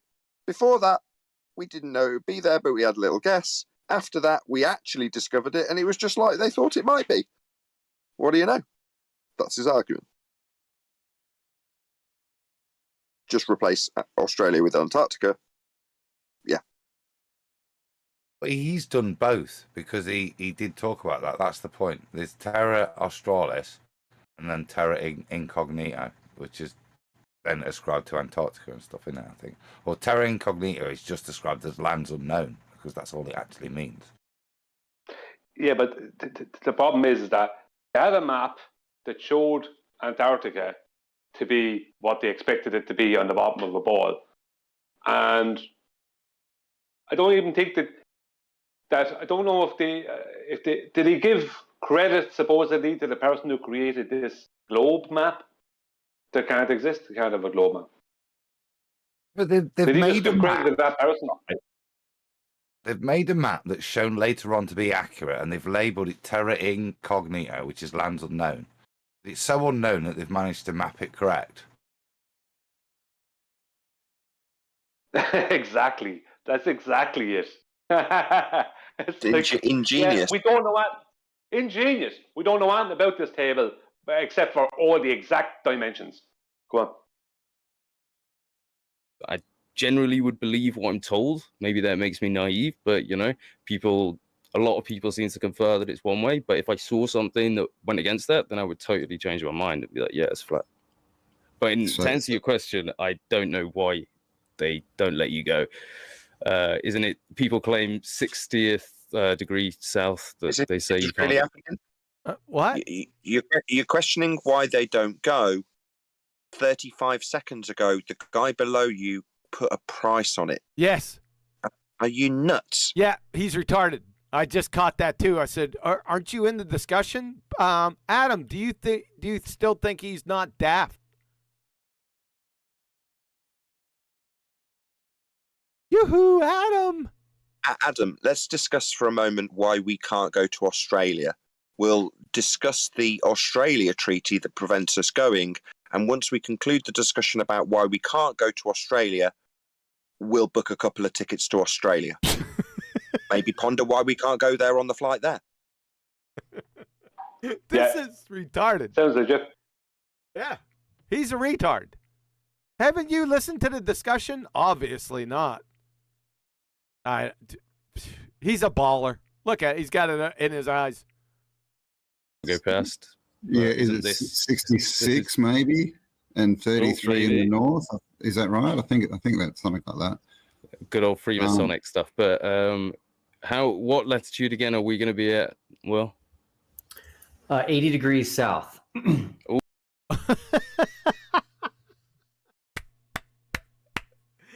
Oh my God.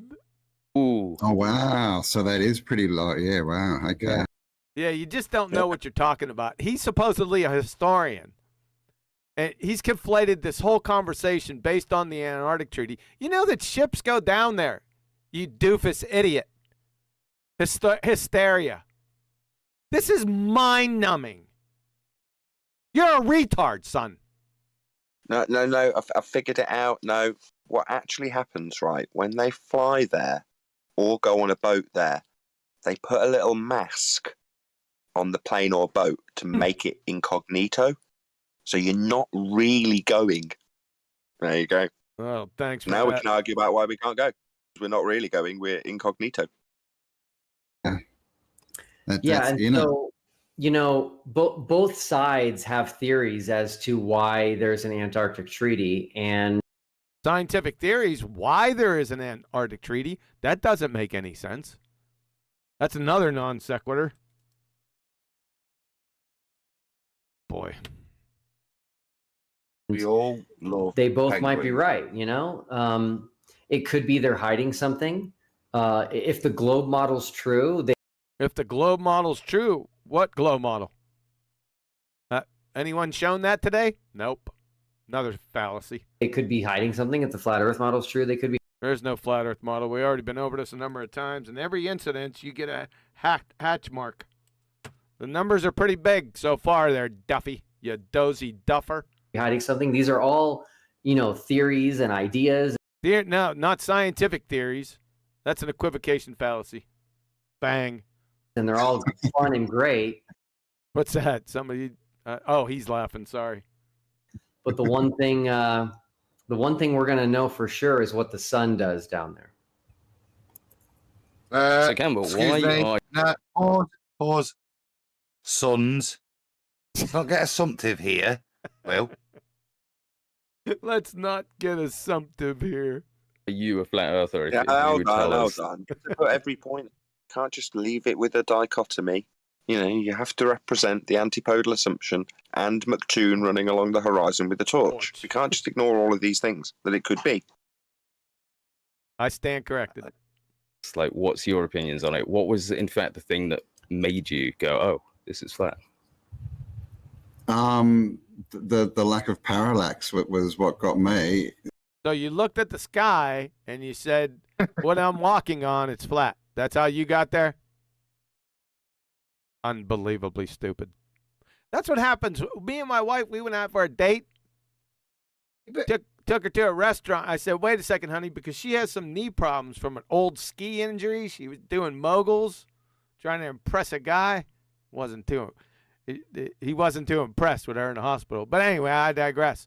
So before she walks into the restaurant, I said, "Just wait a second, honey." I walk in and I take a look at up at the ceiling to make sure I know what shape the floor is. That's what I do. Clown. So did you get parallax? I did get some parallax. Well, now you know. Brian, you wanted to add something? And that's the point, because I guess that's why you knew, yeah?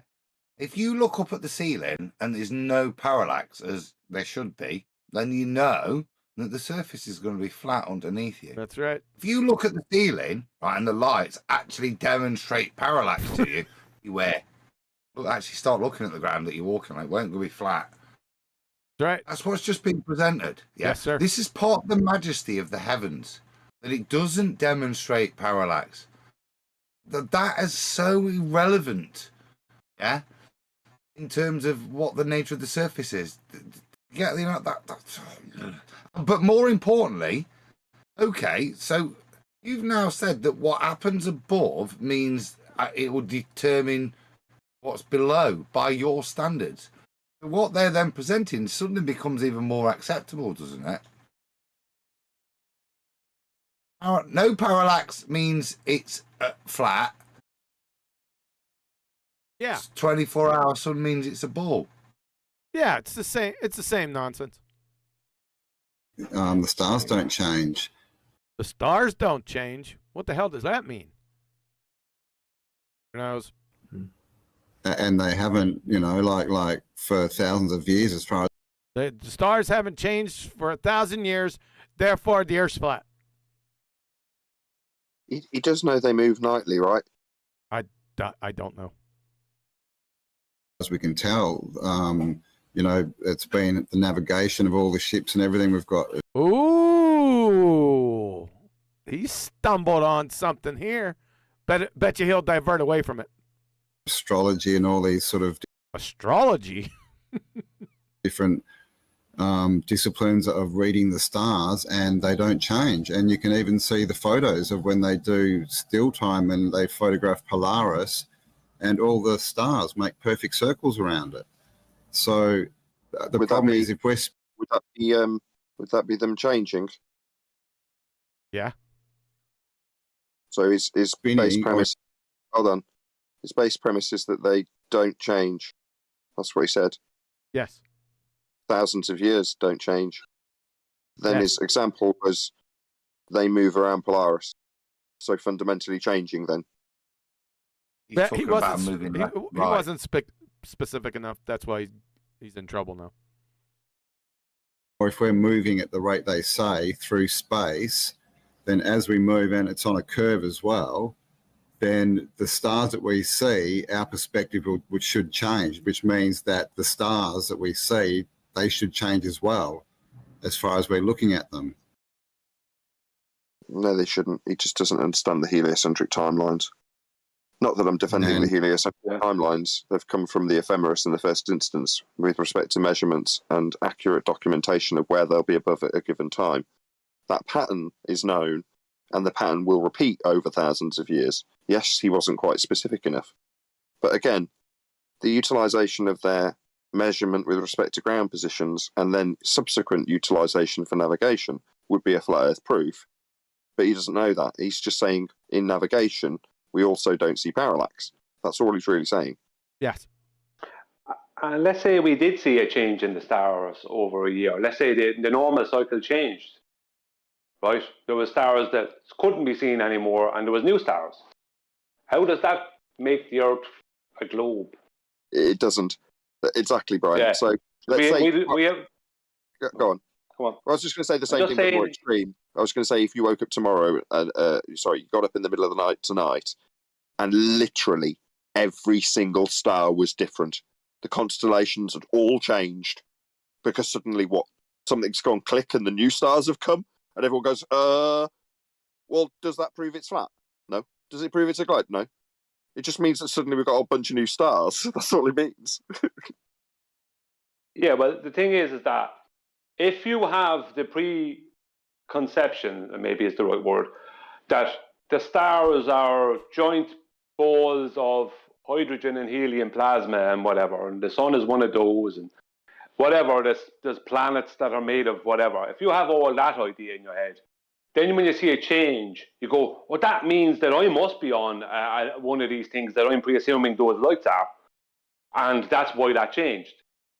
But if you accept the reality of you have no idea what those things in the sky are, they do not adhere to anything terrestrial from what we can ascertain. No matter what we do, we can't figure out what they are, regardless of whatever heliocentric stories people want to come up with. I've looked into it. Don't worry, this is not just random words. I know what I'm talking about. So if you accept reality, which is that you don't know, and they're not terrestrial, in any way they behave terrestrially. And any change in the sky is basically none of your business at that point, isn't it? Let's be honest. That there's no proof that's ever happened in recorded his story, right? It's all going by the books and everything. But then on top of that, obviously, no curvature. I was in Perth when I started looking at this, and I went out and looked at Rottnest Island, and you should maybe be able to see the top of the lighthouse there, but I could see like the whole landform and everything, so you can see too far. Don't do it. He's just trying to push Nathan's buttons. I'll tell you what, you've got to be careful here, because this is what's frustrating. Campbell is not a flat earther. Like I said, when you asked me to describe him, he's a Tartarian mud flooder. Yeah, he's Martin's. He's the guy that, yeah, is Martin Leaker's kind of compadre. Now, the guy that does all this bullshittery, Martin and this guy were taken on by, what's his name, Fedler Productions, that does the flat earth bullshittery. He's part of that crew as well. He's been on the world tour, on the Free Pimp tour, with these guys that half present stuff. Is it Fedler Productions, Brian, or Fedler, or who are you asking about, Adam? There's a guy, a really rich guy, that pumps a lot of this stuff. Now, as well as doing flat earth stuff, I want to say Fedler Production. You have to excuse it, that's wrong. Hibbler, is it Hibbler? Hibbler, thank you. Yeah. Right. Now, he's also taken on board Martin Leaker and Campbell to come and espouse that there used to be a civilization that has been ruined by mud, and it had free energy. He's part of that same kind of supported alternative media because they peddle a particular narrative they're supported. And by that, I mean a narrative that, when you bother to investigate, is laughable. Is that it? Well, yeah, I just want to add into That's that, Kiwi. quite Well, Adam profound. That's quite a profound point there, Adam. Significance? If you listen, maybe there was. Obviously, I didn't, listen. You see, all right, steelman me. So there's lots of things. Then obviously that the proof for the globe all comes from NASA, and apart from the fact that they teach us that's one of the earliest things we get taught, right? Is we're on a ball. So why is it so important? Why a flat Earth is so mocked? It's a lot of things, but it was definitely the lack of parallax that really made me think. Because like most people, I went into it just thinking this is crazy, and this was like 7 or 8 years ago, and didn't want to look at it for a while. And then I had people come to my house, man, and tell me I had to look into it. Right. Like seriously. Stop. The lack of parallax is explained if you live on a ball. Yeah, you're rotating. You put everything at freaking infinity so that there is no parallax to experience, or whatever there is so far away it's negligibly zero. So why would the lack of parallax take you off a ball when it's perfectly explained within the heliocentric model? Yeah, they'll explain it based on the angles they took to measure and put into the ephemeris, and then turn into a heliocentric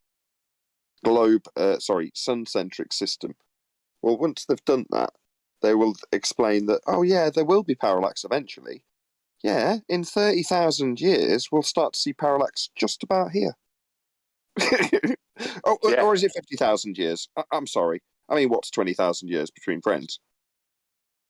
But you know what the funny thing about it is that when people are investigating that, they're putting themselves looking at how there isn't parallax in the sky as the sky moves around, right? Forgetting that within the heliocentric paradigm, not only are all those lights in the sky ridiculous, massive distances away, right, making you viewing parallax over the course of a week impossible, mathematically, based off of what their claim is, but you are the one claimed to be rotating. So this is the funny thing, like every time someone goes to do any astronomy, they keep forgetting that they're supposed to be the one rotating. Yeah, I know. Every single time. I know. Yeah. There's one bit I'd like to add on this, and that actually there is parallax in all of it. Okay, and that's how the lunatics hold time. Parallax of the moon is exactly how they maintained local time. Yeah, they would know the phase exactly, and it's the parallax movement from where it should be based on their assumption that allowed them to translate local time. So there is, when you get into like celestial navigation and some of the knowledge that's kind of been hidden, like I said, they got rid of lunatics.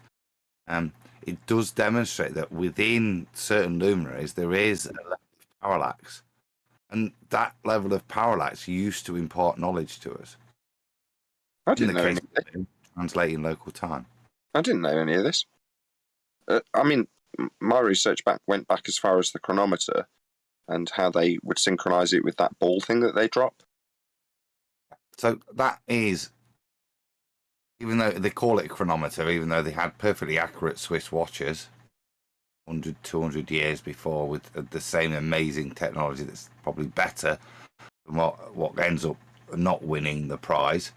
Yeah, this is part of the bullshittery, this bit of history where we need this royal prize to develop a chronometer watch in brackets, yeah, so that we can translate local time from Greenwich Mean Time, so that we're able to maintain our meridians, is part of the nonsense of how they reintroduce the known celestial navigation into the books and start to share the knowledge. That's why this description of IP changes over time. This is all the time where they're introducing and changing the information and hiding what they already knew. Remember, at this point, whilst they're developing the use of chronometers, to make sure you don't get lost, all the ships in the British Navy and the East India Company would maintain a lunatic on board.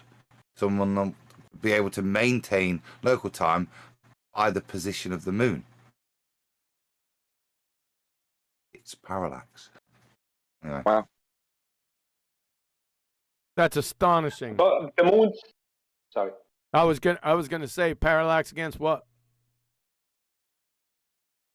Against its exact position. So it's to recognise that it sits outside of the starfield's position, which does not exhibit from one to another any parallax. But the planetas, the wandering stars, also do similar things that astronomers have noticed. The rest of the starfield doesn't. Right.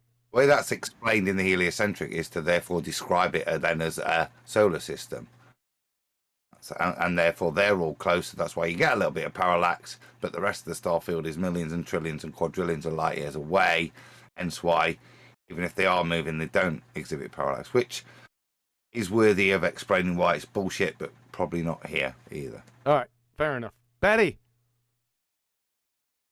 Yeah. Take us home, girl. No, I'm not. You just want to see no. Hey. Yeah. We've not got to the point why you can't go below the 80th parallel. You know, Betty, you could take us straight home where Adam will take the scenic route. Yeah. Yeah, I know. I know you're all trying to cover it up, you see. None of you want to talk about Nazis in Antarctica. We all know why you can't go further south than that. I'm also keen to hear why D couldn't get his mic working. Can you go through that again, D?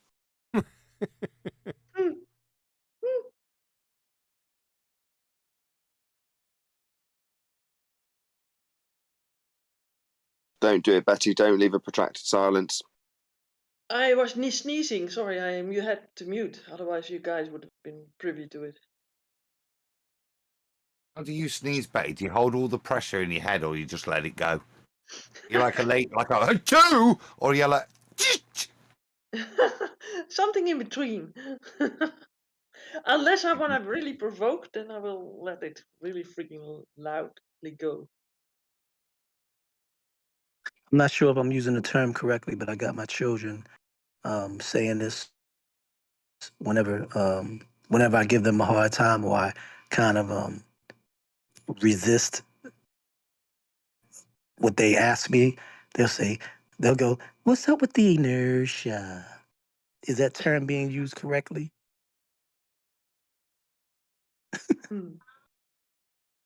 Betty. Yeah.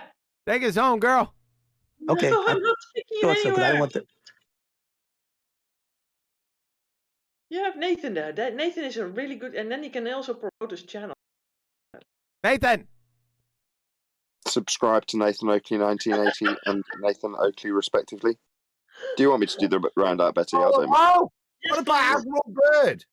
Betty, do you want me to round if out? none of you round out, the show can't stop. Can't do No, that. that's not true. Eventually, I will round out over the top of everyone. Denies the truth. You're ignoring the facts. Admiral Byrd went there.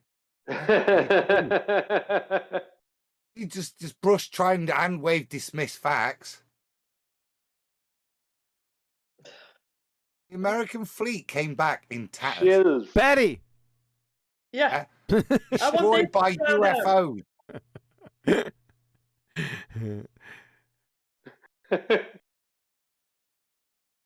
Right, shall I round out? Yes, sir. Yeah, you can laugh. Yeah, you reality deniers. Right, get Adam on mute quick. With that, I'm going to say first and foremost a huge, massive, enormous thank you to all of you who smashed QE's super chat, liked, commented, shared the show. Presumably you did a call to action and asked your audience to let Autodidactic know that at Quantum Eraser YouTube channel sent you. So drop Will Duffy a comment. Hopefully one of the mods will put his link in so that we can spread the word. Also, of course, a massive thank you to Betty, today's co-host, and Brian and Adam for interrupting incessantly. Don't forget the GoFundMe. There's a GoFundMe available for Adam's Chinook helicopter model affirming the consequence. If you'd like to check that out, it doesn't exist. Most importantly, a massive thank you to Quantum Eraser, our illustrious host of the day, I've been Nathan Oakley, and we'll see you all in the next Quantum Eraser. What do you call this show? Quantum QE Eraser Live. QE in the next QE Live. In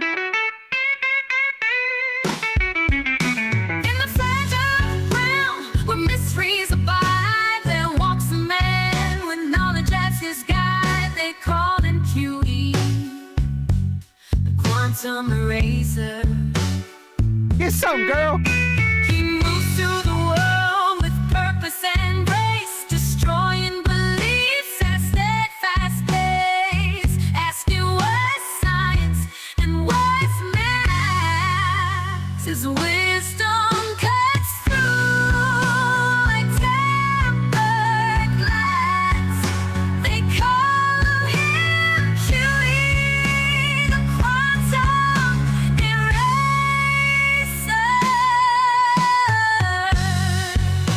A master archer with bow in hand, his aim is true across the land, not just in science, but in every heart. He hits his mark with a steady heart. They call him QE, quantum eraser. It's all too easy for him when he takes the stage. With every word he states, they feel the rage. His presence alone rattles the cage. The crayon eating nupties are running out of time. They call him QE, the quantum eraser.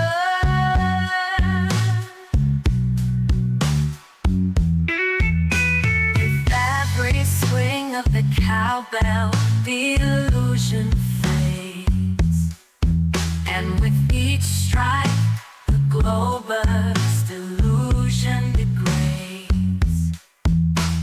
QE's treatments, they cure them of their plight, guide and torch truth with all his might.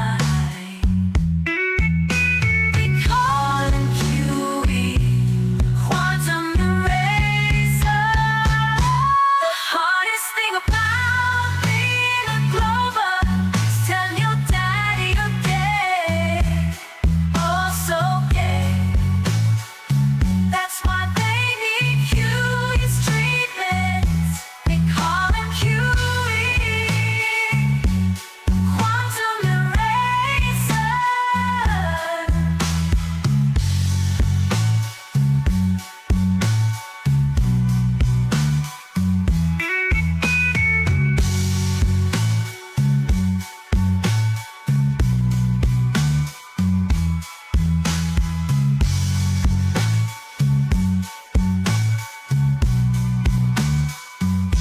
They call him QE, the quantum eraser.